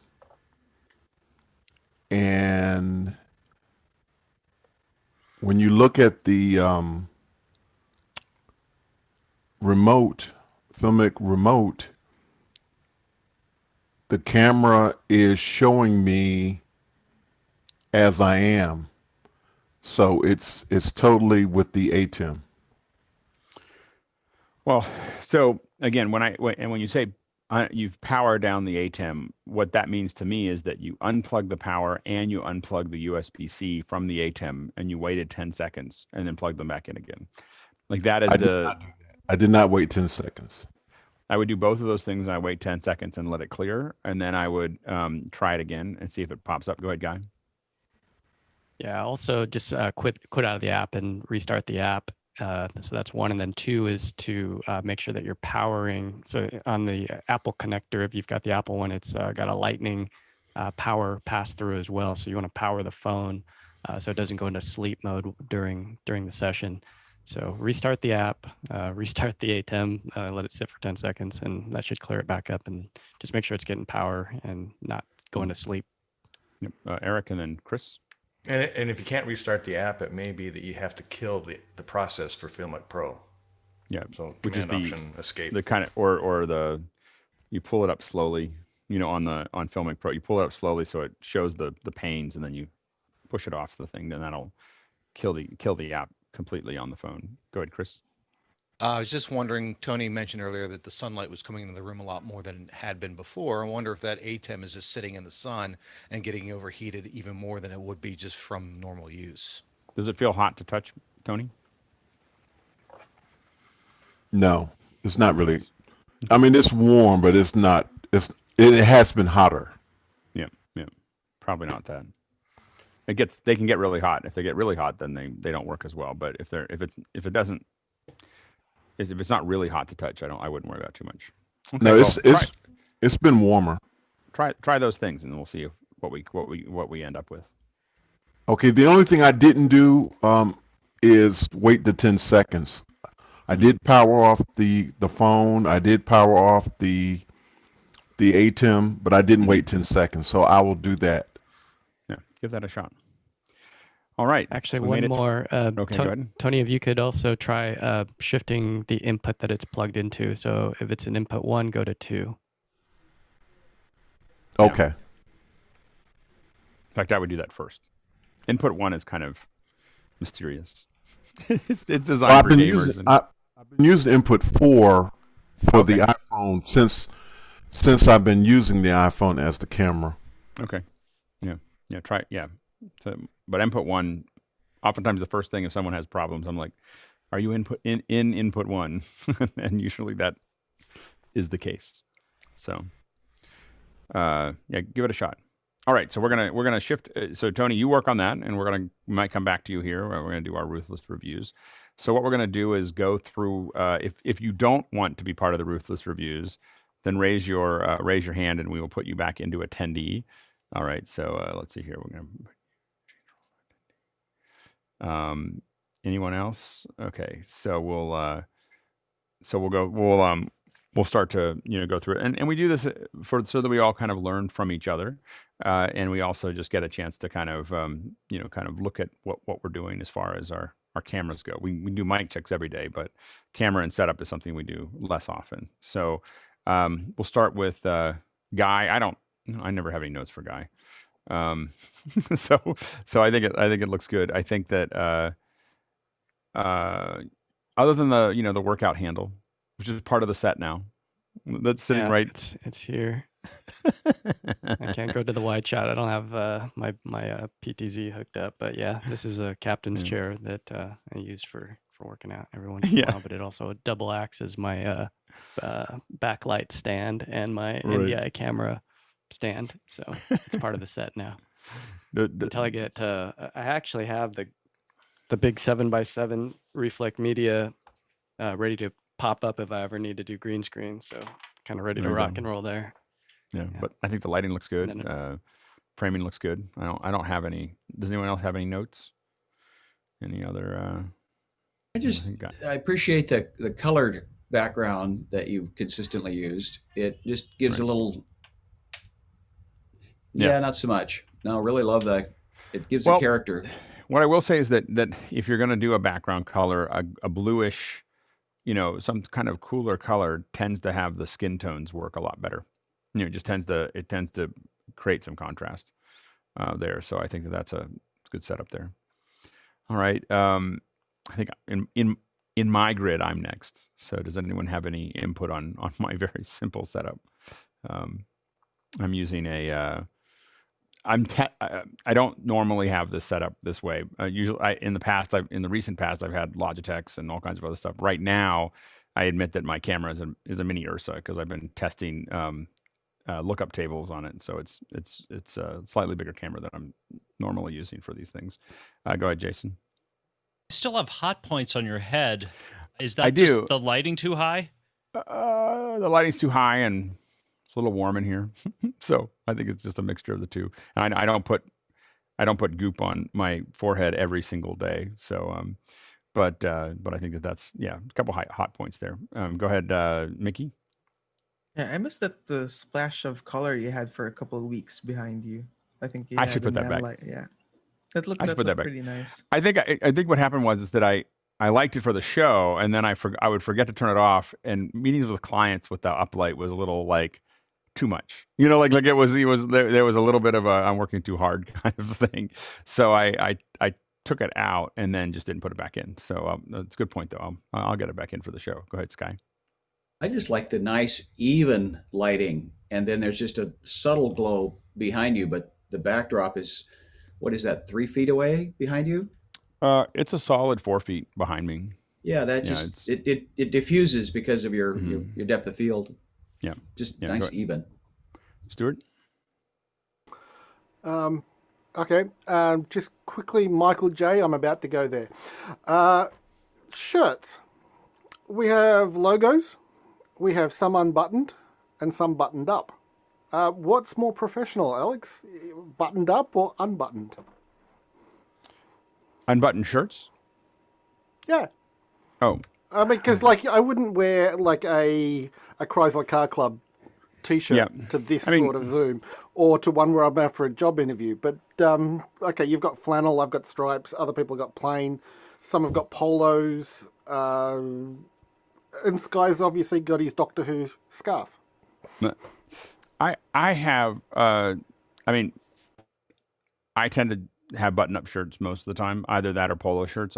You'll see me every once in a while have a T-shirt. That's usually with all of you, but usually by the time I have a meeting with a client, I'm back to some kind of button-up shirt, and I just kind of, that's my style, but I don't know if it's necessary or not.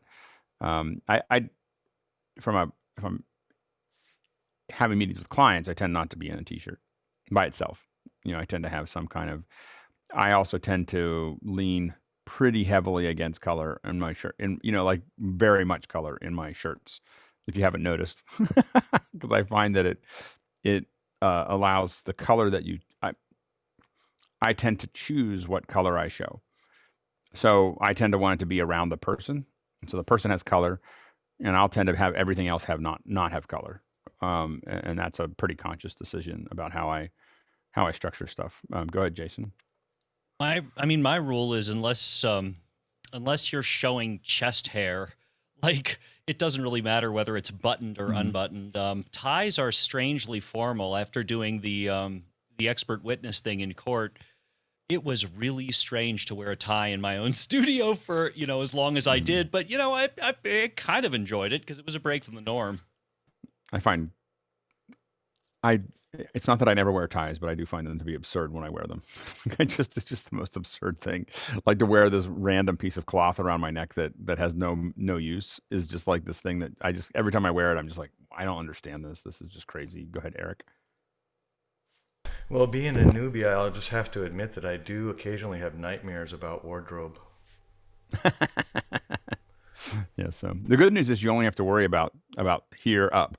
Like I mostly wear shorts, for the most part. And I've been in a couple of shows where I'm like, I have literally a dress up shirt with French cuffs, and everything else. And I'm wearing cargo shorts down below, and so I don't go into less than cargo shorts, but I have just cargo shorts on.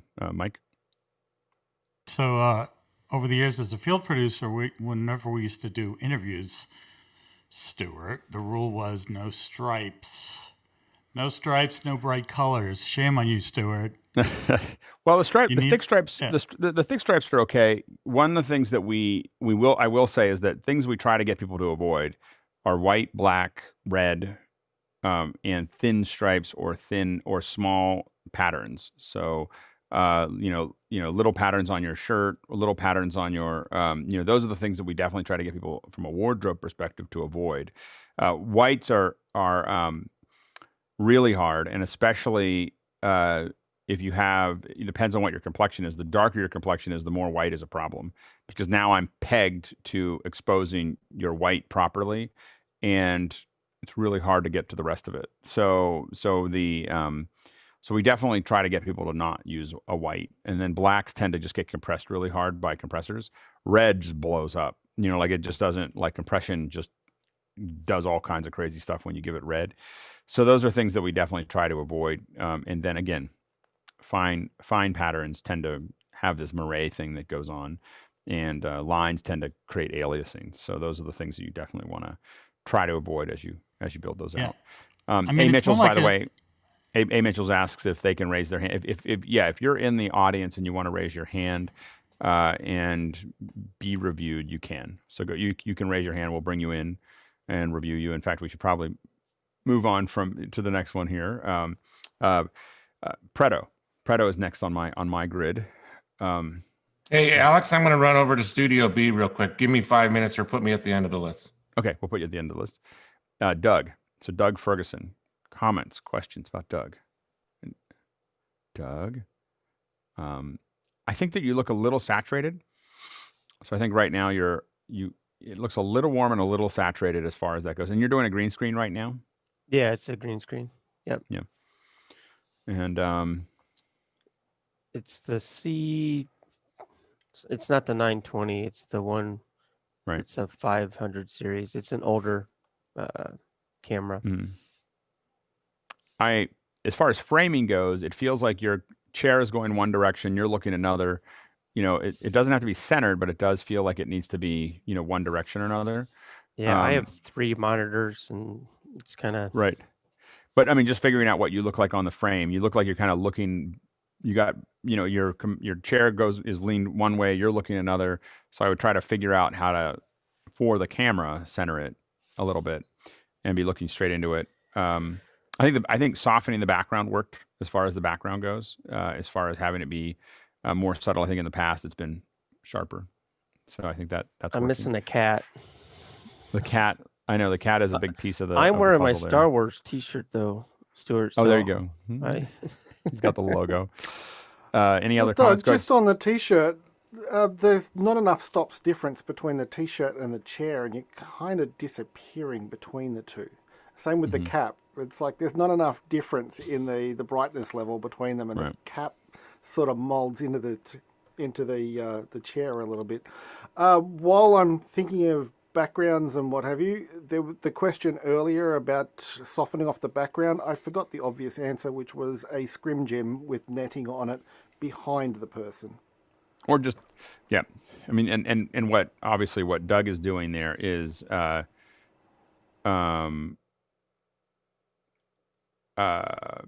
Doug's doing there is blurring a background, like a still got blurred, and then he's green screening in front of that, and that's good work. Now we have an emergency coming in. We're gonna handle it for just a real quick second here. This is an emergency help request from Greg Kurta, and so we're going to throw it in here real quick. Do a little slight. And Greg, raise your hand if you're in the group. We can pull you in so you can explain it. But he's asking how to get audio out of Final Cut 10 into Pro Tools. Mickey, do you have this is an emergency? I think we can handle request. that.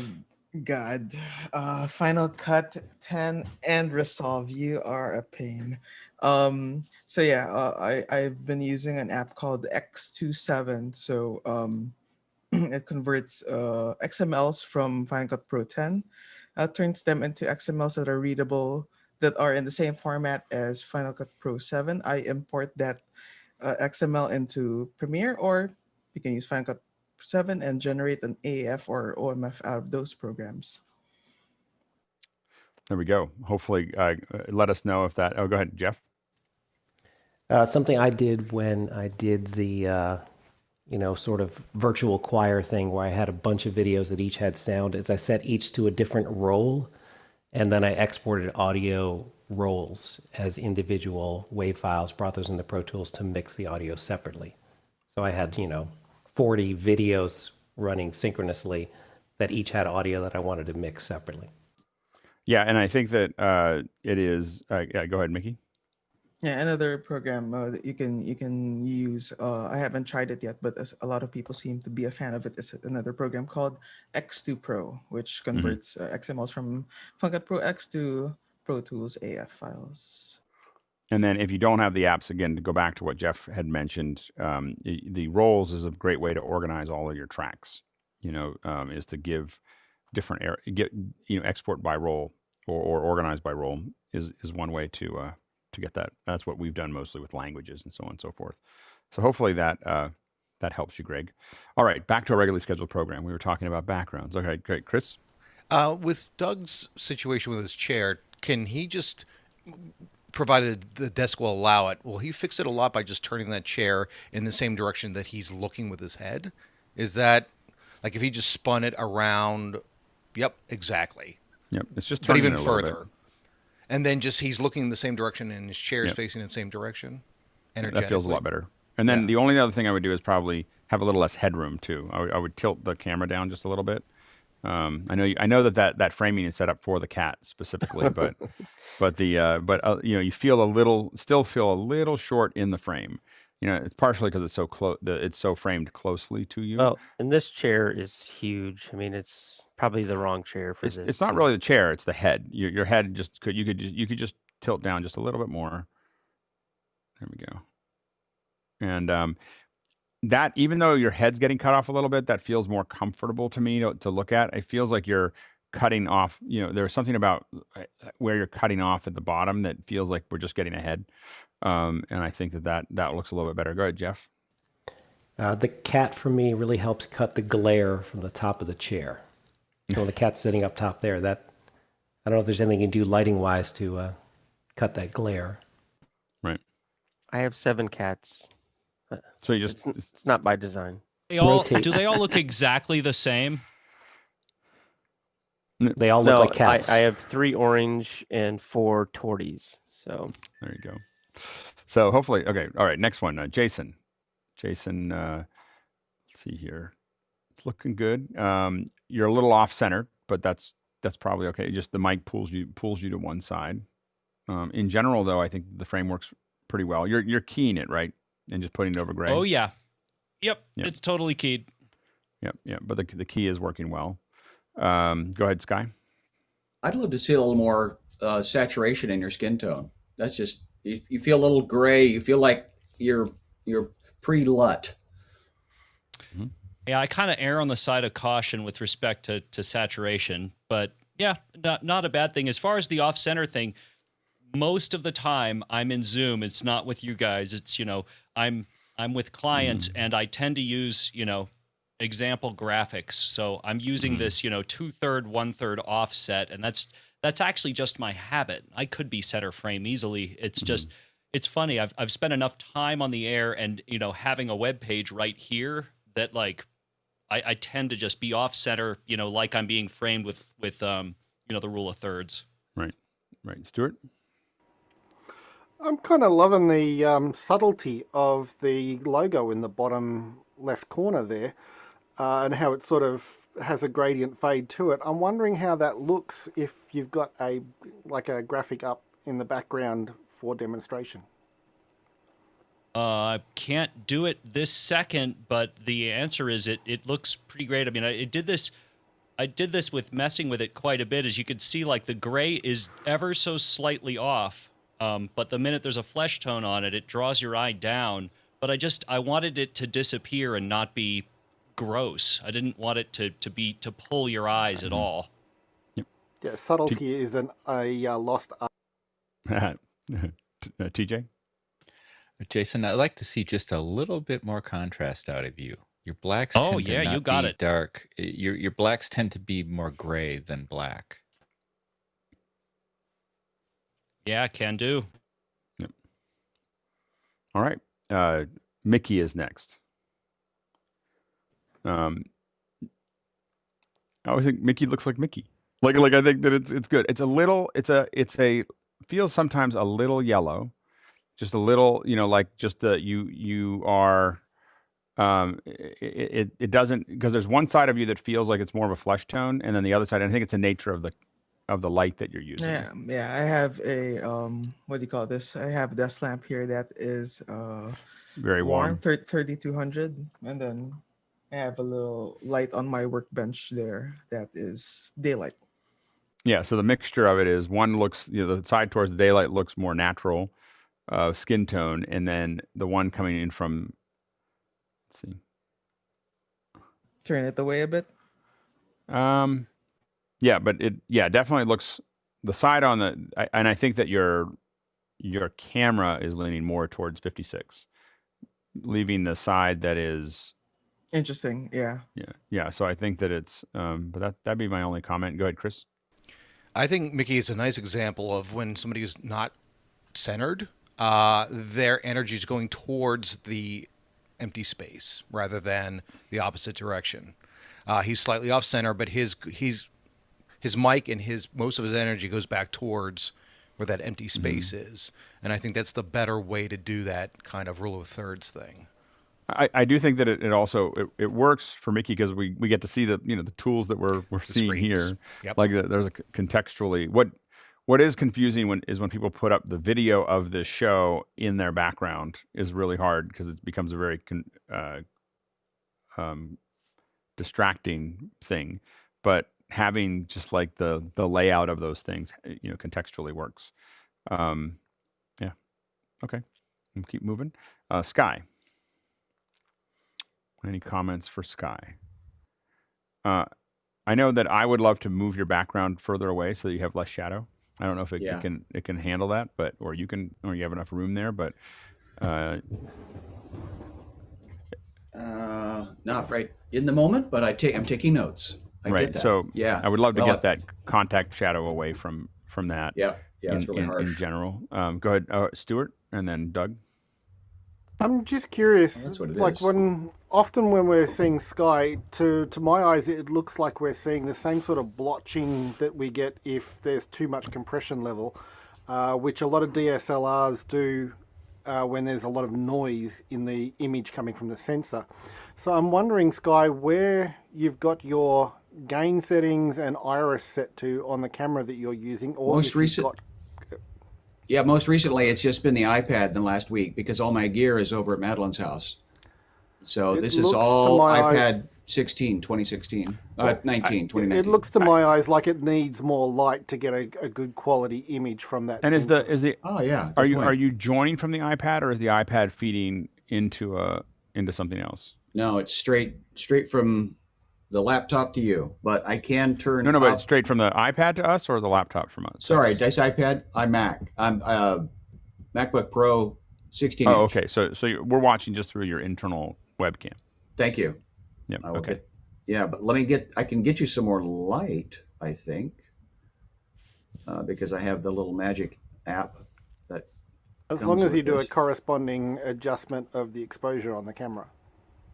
It looks like it's already. I have no control of the camera that I'm aware of. One of the challenges. Whoa, less light. Okay, let's try more light. Okay, that's more light. That's maxed out on the app. The ring light is now 3.5 feet away from my face, as you can tell in the. But that's also, to Jason's point, getting closer to the lens on a laptop does maybe help the blotching. I will move my hands away. Go ahead, Jason, and then Guy. When we're done, I realized that I never asked for the panel's thoughts on my kicker. There's a very subtle kicker here. You can see it on my arm, but I don't want to interrupt Sky. Yep. Yeah, I was gonna say, Sky, get the Camo app. It's only like $35, and then use your iPhone as your main camera while your gear's over at Madeline's. That camera, I mean, Tony's using it when it's working. No, it's great. It's pretty. That's pretty cool. The film tools, not film tools. What is it? No, just the Camo app. So go to the App Store and search for Camo, CAMO, and then use your Lightning to USB cable and plug it into your laptop, and it'll appear as a source, and it looks fantastic. It looks really good. I need to get a mount of some kind. I wonder where you can get one of those. I'll hook you up. Doug, and then Jeff. Every once in a while, Sky, your background, just the edges, the bottom two edges. Sometimes I don't see them right now, but every once in a while, your camera's just a little off on the edges. But I will say you are one of the most improved out of the group so far. From where we started to now, so my wife actually kicked me out of her spot, so I'm in the guest bedroom now. Very good. Jeff? Gotta be really careful with any motion you have on your desk is shaking your camera. Yeah, sorry. It's leaning on the. It's the folding table from Costco. Yep. TJ? Yeah, we can actually see the corners on the right side, top and bottom of your frame. Still? I don't see them, but maybe. No. That's just the laptop.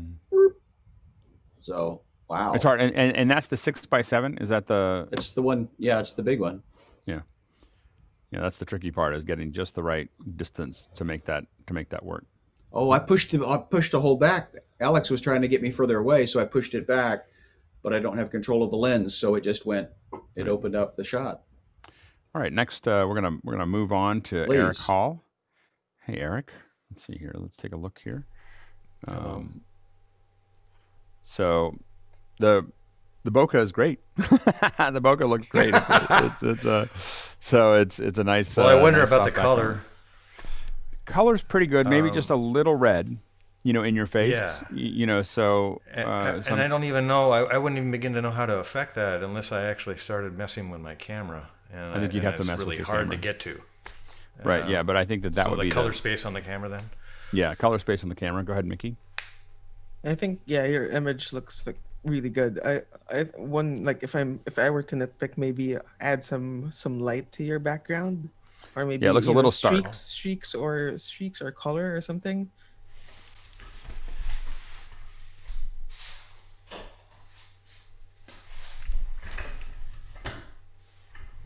Like that.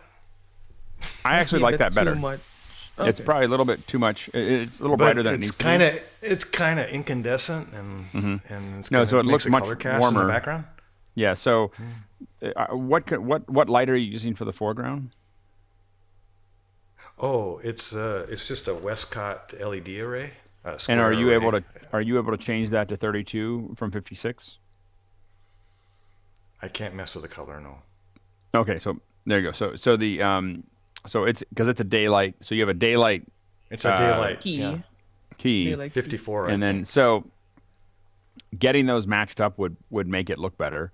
I do think that having the background lit more is better than having it was a little stark with it off. So I'd rather have the color different than have it off. But it would be great to find a way, and it could be just getting a CTO gel that you put in front of that Westcott. It looks like an orange gel. Throwing that in front of it could take you a long way to that process. I would get like quarters and just add quarters or a quarter and a half, and just see what takes you to a color that gets closer to the background. So you may be able to do that instead of messing with the camera, because right now you have two different color spaces that or color temperatures that you're working with. Go ahead, TJ. Just be aware that added light from your overhead has increased the amount of light on your face, and so you're slightly overexposed now. You have some hot spots.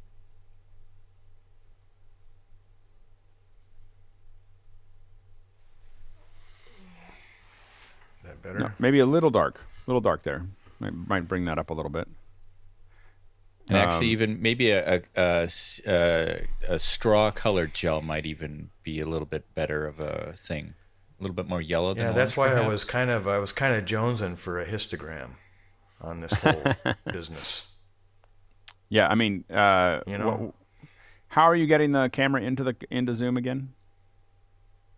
What's it going through? HDMI to A10 Mini Pro. Yeah. So I mean, from there you can get the histogram. You can get you can even download the demo of. You can see it in. You should be able to see it in Resolve, but you can also see it if you download Scopebox. Scopebox will give you that histogram, so you can look at it there too. Go ahead, Mickey, and then TJ. Yeah, just on the same topic. Like if you are thinking of investing in little camera monitors, like an Atomos monitor, or like even the Blackmagic monitors would give you decent scopes as well. Yep. Go ahead, TJ, and then Sky, and then we'll move on. Eric, you can also just do either a screen capture and pull that into a bit of software, or just do a QuickTime movie and bring the ATEM in and then do a screen capture there. And you can also, that'll give you a better histogram if you're looking for a specific histogram. Yep. Go ahead, Sky. I think that Mickey was getting at there's something I could do with maybe my FieldWorld 7-inch monitor in terms of displaying a histogram. Is that where you were going, Mickey? Yeah. Does it have built-in scopes on it? Yes, it does. I believe it does. Yeah, the FieldWorld does. If you feed program out to that little monitor, then you can just fire up the scopes in that and reference from there. My only comment was going to be, I'm glad you're wearing the obligatory polar fleece of the Northwest. I mean, Guy, you are so out of costume. I'm just saying. I try without. It's just too cold down here. All right. Good. All right. So, Stuart, we're going to go to Stuart now. We're running out of time, so I want to make sure we get through everybody here. Stuart, you always feel a little green. The background always feels green. Is it a green background? Because I haven't really white balanced the camera in weeks. And it's just I just held a white card in front. All my lights are 6500 Kelvin. And looking at the Shogun, the green is a little strong at the moment compared to the blue and the red. It always feels like the background is what is the background green, or is it tan, or is it? There's sort of a cream, bit darker than yellow, but it's not a green. It's not a good color. It's just something that was available that's not a green screen and it's not black. And I just definitely doesn't look like that for us. It definitely looks green, like minty green to us. Go ahead, Mickey. Yeah, I would definitely maybe also throw a correcting gel up on the more affordable LED lights that's being used, because those tend to have a greenish tinge to them as well. Yeah, yep. I thought about that, and I'm more likely to pull it out of green in vMix, because all of the cameras are coming through that, and I can just bring the levels down.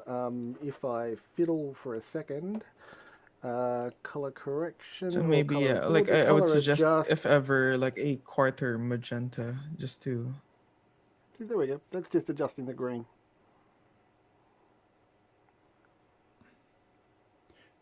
It looks grayer now. More. Probably will. And yeah, it's already looking better. It's already, because the whole thing had a little bit of a green tint to it. Yeah, so I just haven't white balanced the camera in a while. Yep. It's probably drifted. Probably worth it. That's all I got. Anyone else? All right. I just want come on, I've got to have some tips. Yeah, actually, are those lights the ones that you were recommending, like hardware store lights, or what lights are you using for your key? The big one in front of me is the 1200 by 300 panel. But it's not a true photographic light. Yeah, so the green that you're seeing, it's meant for office lighting. Yeah, so the green that you're seeing when we use true photographic lights, we get a high CRI. Like those are probably in the 80s right there, and low 80s for measurement. And what you really want is something in the 90, 92, 93, 95. So like the aperture lights or the Westcott lights, they're true.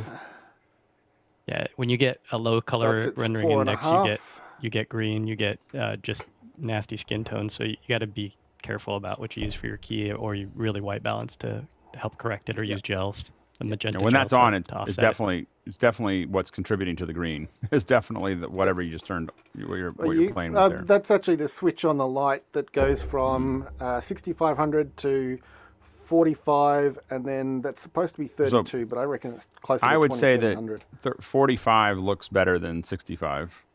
I mean, I would go back to 45. Yeah, try 45 again. I'd agree with that. Yeah, and just readjust balance. Yeah, your skin looks a lot better. Yeah, it looks a lot better. In general, you look better. Reset. And maybe I never adjust looked at it anyway, your kick to match as well. Yeah, well, that is.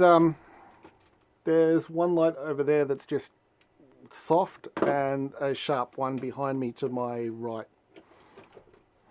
And broadcast and news and what have you, I let it go to overexpose on one side.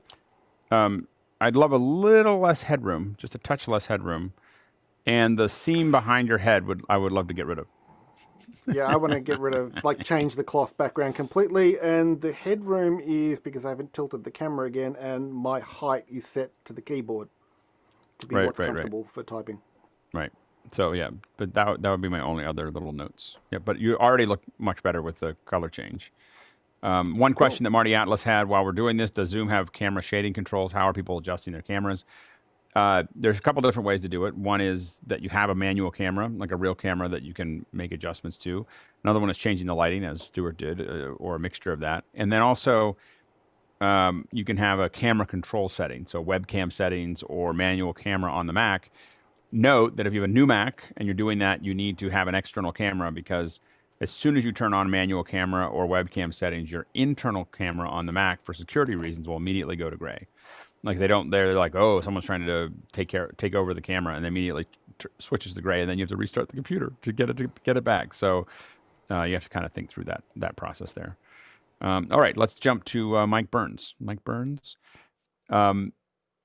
Mike, I would say probably that you're probably a little too close. A little I'm sorry, not Mike Burns. I just did the wrong. Hold on. Where did? Wait, Mike Burns. I'm sorry, not Eric Hall. We jumped to Eric Hall there for a second. Mike Burns. So I think we're jumping to Eric Hall there for let's see, remove. I'm not sure, Mickey. So anyway, so Mike. Oh, maybe I have 2 pins. Hold on. Maybe I don't. I have remove a pin. There Mike we go. Burns. Yep. No, it spotlight. was on mine. So Mike, I would say that it's cut really close to your head. So that would be the only thing that that I would look at there. So you're typically want just a little bit lower from your chin to have a little bit more framing reference. That'd be one thing that I'd probably lean towards. Go ahead, Mike. So lower chin. Tell me a little bit more. I know I got double chins. I can't do nothing about no, that. No. I'm sorry. Like if you see where mine, I'm cut pretty close, and if you look at mine, you'll see that I'm a solid 3 inches or 4 inches below my chin is where I'm cut off to. Okay. So Yeah. you're just pretty close up, for that. So it's a slightly uncomfortable, framing there as far as how close you are in that process. Go ahead, Sky. And as the female will tell us, we would always want to shoot a little higher, so that way you don't see all of the chin down below. So if there's any way to get up, but then you're shooting down into your backdrop too. So I love the Peter Gabriel poster, by the way. It always just feels like it's sticking out of your head. If there's any way to reframe, just like, it's a thought. And then the other thing is that obviously your camera and the placement of zoom are not in the same place. So you're looking off to one angle. So the finding a way to get the zoom to be right underneath your camera will look better. So you want to get within inches, 4, 5, 6 inches of you want the frame that you're looking at to be inches away from the camera.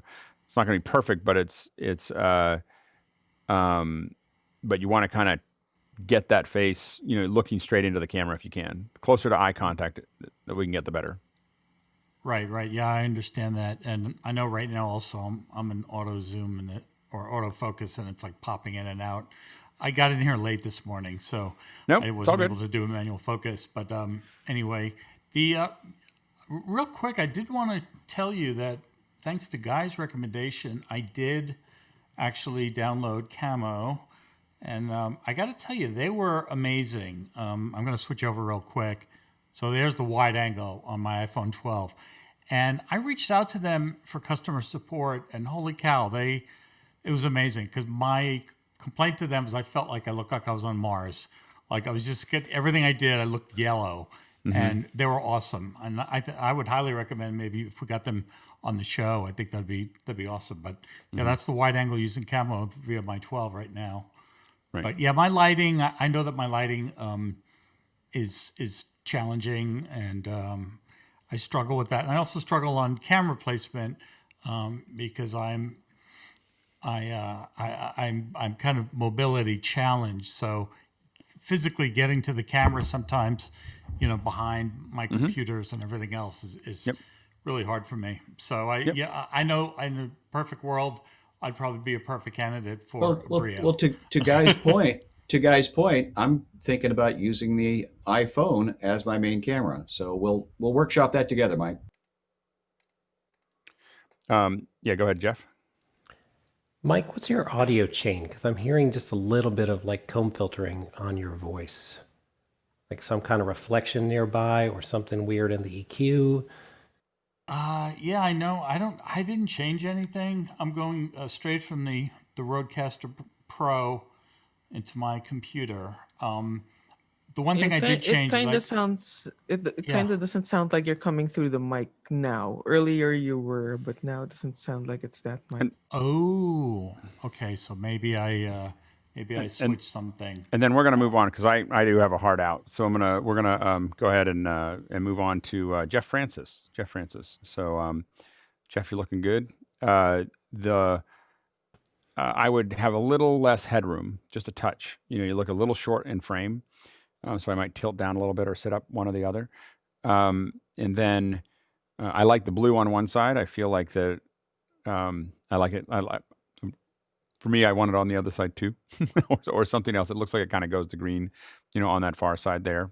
I like the little reel-to-reel and the instrument in the background. I think that adds a little context to it.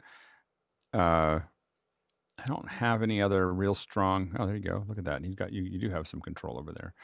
Yeah, just no color over there. Right. Mm-hmm. Any other? Those $12 bulbs from Home Depot, they're really handy, and you can also control them on your iPhone. Yeah. Oh, the blue is a $6 bulb from Home Depot that is not controllable. Let's see here. So the the only other thing that I would do is try to dress the microphone cable behind me if I can. You're just missing an extension for that. That's right. And then the same thing with dressing the ears, like just having them go up over the ear, or have something that hides them a little bit more. But I think those are like super minor, and we're only picking at super minor things because there's nothing else to pick at. I love the Wes Anderson thing you've got going on too. It's just the same of the panels. That's a thing for me. Any other comments? I love the reel-to-reel tape deck. Yeah. I think it's key. Go ahead, Mickey. Yeah, I was about to say the same thing. Like, show us more of those toys in the background. Yeah, you're giving more us, toys, giving us a hint of it, but teasers. Yeah, exactly. All right, Chris Comfort. Chris always looks good. So I think that you've got the lighting set up. I think the mic works in its framing. I don't have any. Your head's cut off a little bit today, which usually but when you settle in a little bit, there you go. But you've got some good highlights there. I don't really have anything to add to I'm Chris's kind of stuff. liking the column lights and the texture. It's kind of organic, and that the light is kind of little changing, but it's not. It's so far away from your face that it's not distracting from your eyes, which are very, very, very crystal, very crisp. Any other comments there? I have that red thing that I'm seeing relative to the camera's pop out view or screen. That slight red tinge that seems to be you might be a from little the red. A10 Mini. Yeah, you could be a touch red, and then the only thing is that I will say is that while your highlights on either side are really good, you could be a little bit more exposed compared to the background. Yeah, so that's the one thing I'll say is right now. Sometimes you look that way, sometimes you don't. Right now, in this current frame today, your background is a little bit more present than you are. Right. Which is what happens over the course of the day and the course of the year now, that because I have southern exposure, so the light's going to start coming into the apartment from those windows a lot stronger. Plus, this morning when we first started, I wasn't fighting that light as much. So can you get a shallower depth of field? Shallow depth Not of field with this camera. But I can switch out cameras. It's just that this is the convenient camera to use. So Jason, real quick, and then we're going to move on because we're running out of time. I hear like an 8K constant, really high frequency coming in through. Like, am I the only one that hears that? I got rid of it. No, Mickey has mentioned that before. I think I just have I just turned off original sound when you said that. Hopefully, it's not coming through anymore. Yeah, that's great. I think it's just there's something in my apartment. It could be those Verizon towers. It could be whatever. Yeah, Probably and it's killing been it's like some high frequency. It's been inconsistent. Sorry about that. I apologize. Ever since, like it would jump, come in and out randomly. Yeah. All right, we're running out of time, so I'm gonna keep moving. TJ looked great. I like all the subtle color that's going on behind you. I might do just a touch of less headroom, but super minor. I like the color. I like the separation there when you had that little bit that rim light. I added a light, to just give me a little more light on the shoulders recently. Yep. I probably wouldn't wear that shirt in front of that background just because they're both kind of in that same space. They kind of blend together. But outside of that, I'm now picking at tiny little things because it looks really good. It looks good. So I don't have anything else to add. I like all the subtle color and modeling that's going on behind you as well as the light on you. Looks great. Tony, let's go to Tony. Tony, right now you look a little overexposed. So you look like you've got more light than you need. So I might either bring down the light or or bring down the exposure on the camera.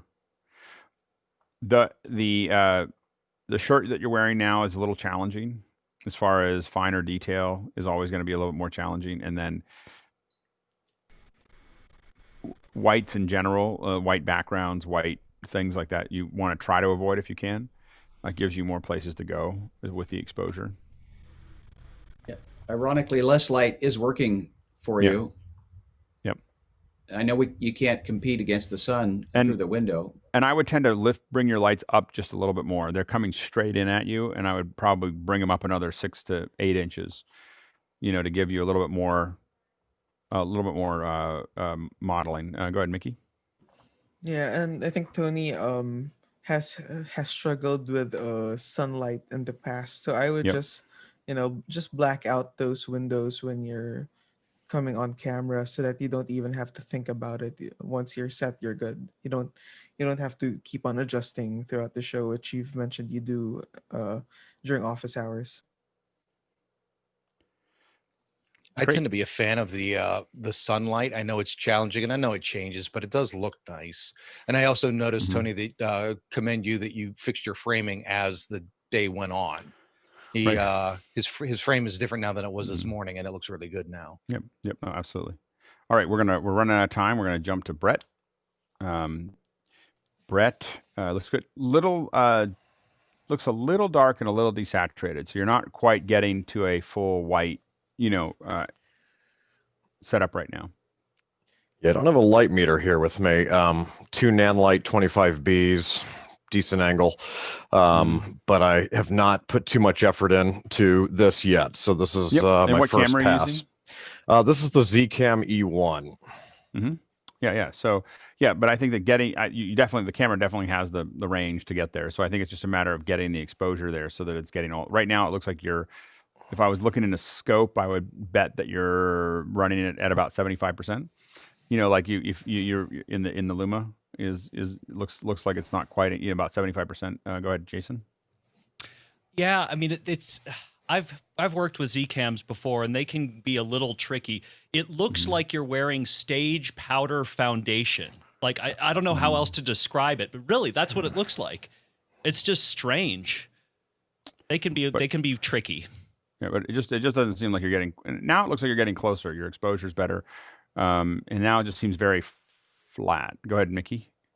Yeah, just on that, like not only I think adjustment on the exposure within the camera, I think you need a bit more separation in terms of how you're lit compared to how your background is lit. So I don't know, like if a skirt on the light so that your key isn't hitting the wall as well.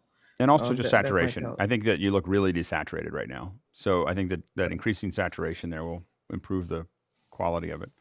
All right. Thanks. John. Yep, absolutely. John Preto.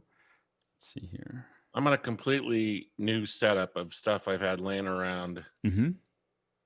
And I'm on a Heil PR40 with the Blackmagic Micro. It looks good. It's a 12 to 60, and I've got it zoomed all the way back. The background's pretty bright, so you're So the background's pretty bright. I don't necessarily. I like the look of monitors that are kind of soft behind people. That something else is going on. It's kind of framed oddly because it's not quite big enough around your head. Like if it was more of it, but the way it's cut off is kind of an odd setup for me. But I didn't know we were doing this today. I wasn't. I know. Prepared. I'm throwing you off. I was like, we haven't done that for a while, so we're going to jump into that. But otherwise, I think that the depth of field looks good with the micro. I think that the lighting on you works well. I think your eye line is a little bit low, compared to where the camera is. Just that you're looking down significantly below the camera. Yeah. So figuring that out and then figuring out how to manage where all that is with your glasses and everything else will be the next challenge. Yeah, might have to black out the area behind the camera. Yeah. Go ahead. Sky. I'm just curious. You know how Jason is kind of offset? John, if you scooched left. I wouldn't try to go offset. You got to really have a reason to go offset because it really. Well, that's what I'm saying. Yeah. I wouldn't do it. Good point. I think his shoulders square that frame really nicely. Okay, there you go. unless you have a really good reason to go offset, stay in the center. Like the way that this works is really, and from an overall perspective, you want everyone to be in the center. And here's why: is that if we move to a show where we are trying to do picture in picture, or we're framing, 4-ups and 3-ups, people getting into an offset pattern really throws off our whole system. And just letting you know that sometime next year, I don't know exactly when, maybe even later this year, we will get into a point where we're doing shows where we're doing 4-ups and 3-ups, and it's all part of a production. It's not just on Zoom. And so anybody off-centered throws havoc into our system. So it's just something like, I'm going to always discourage you from going in this format, discourage you from getting off-centered. Mickey and TJ. John, I gotta go. Just curious. Could you just look at straight into the lens real quick? Yeah, I think you may be looking, maybe the camera's tilted a little too much downwards. Maybe just level it out a little. Maybe. Just a tiny bit, like an inch or two, bring the camera down. And TJ and Mike, real quick, and then we're gonna move, and then we're gonna close it up. John, when you're looking right into the camera, I'm seeing a lot of reflection in your glasses. I don't know if that's monitors or windows, but if it's monitors, maybe close some of the bright screens. Both. Okay. Yeah. So, go ahead, Mike. I was going to say this is the same thing. Like when you look up at the monitor, you totally get that glare. So, but are you running a virtual background there, or is it just natural? That's the dealio. Where it is. Yep. Yeah. So it's.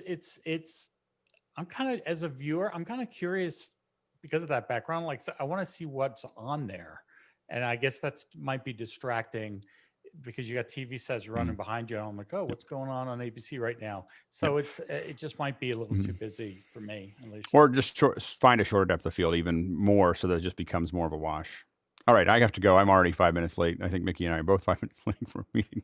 So anyway, so thank you all. That it's good. I think it's good for everybody watching. It's good for us to kind of trade notes among, and keep on, turning the dials on these things. And so I think this is the only show you ever see that everyone's tweaking their cameras to the nth degree. And we do the mic checks every once in a while, but I'm committed to doing this about once a month, where we just kind of pick at it. And I promise to give you more warning next time. I was putting stuff together this morning and realized that I kind of like it without warning. Like that's kind of the point. Yeah, that keeps everybody on their toes. Yeah. So, all right. Thanks everybody. And again, another great morning.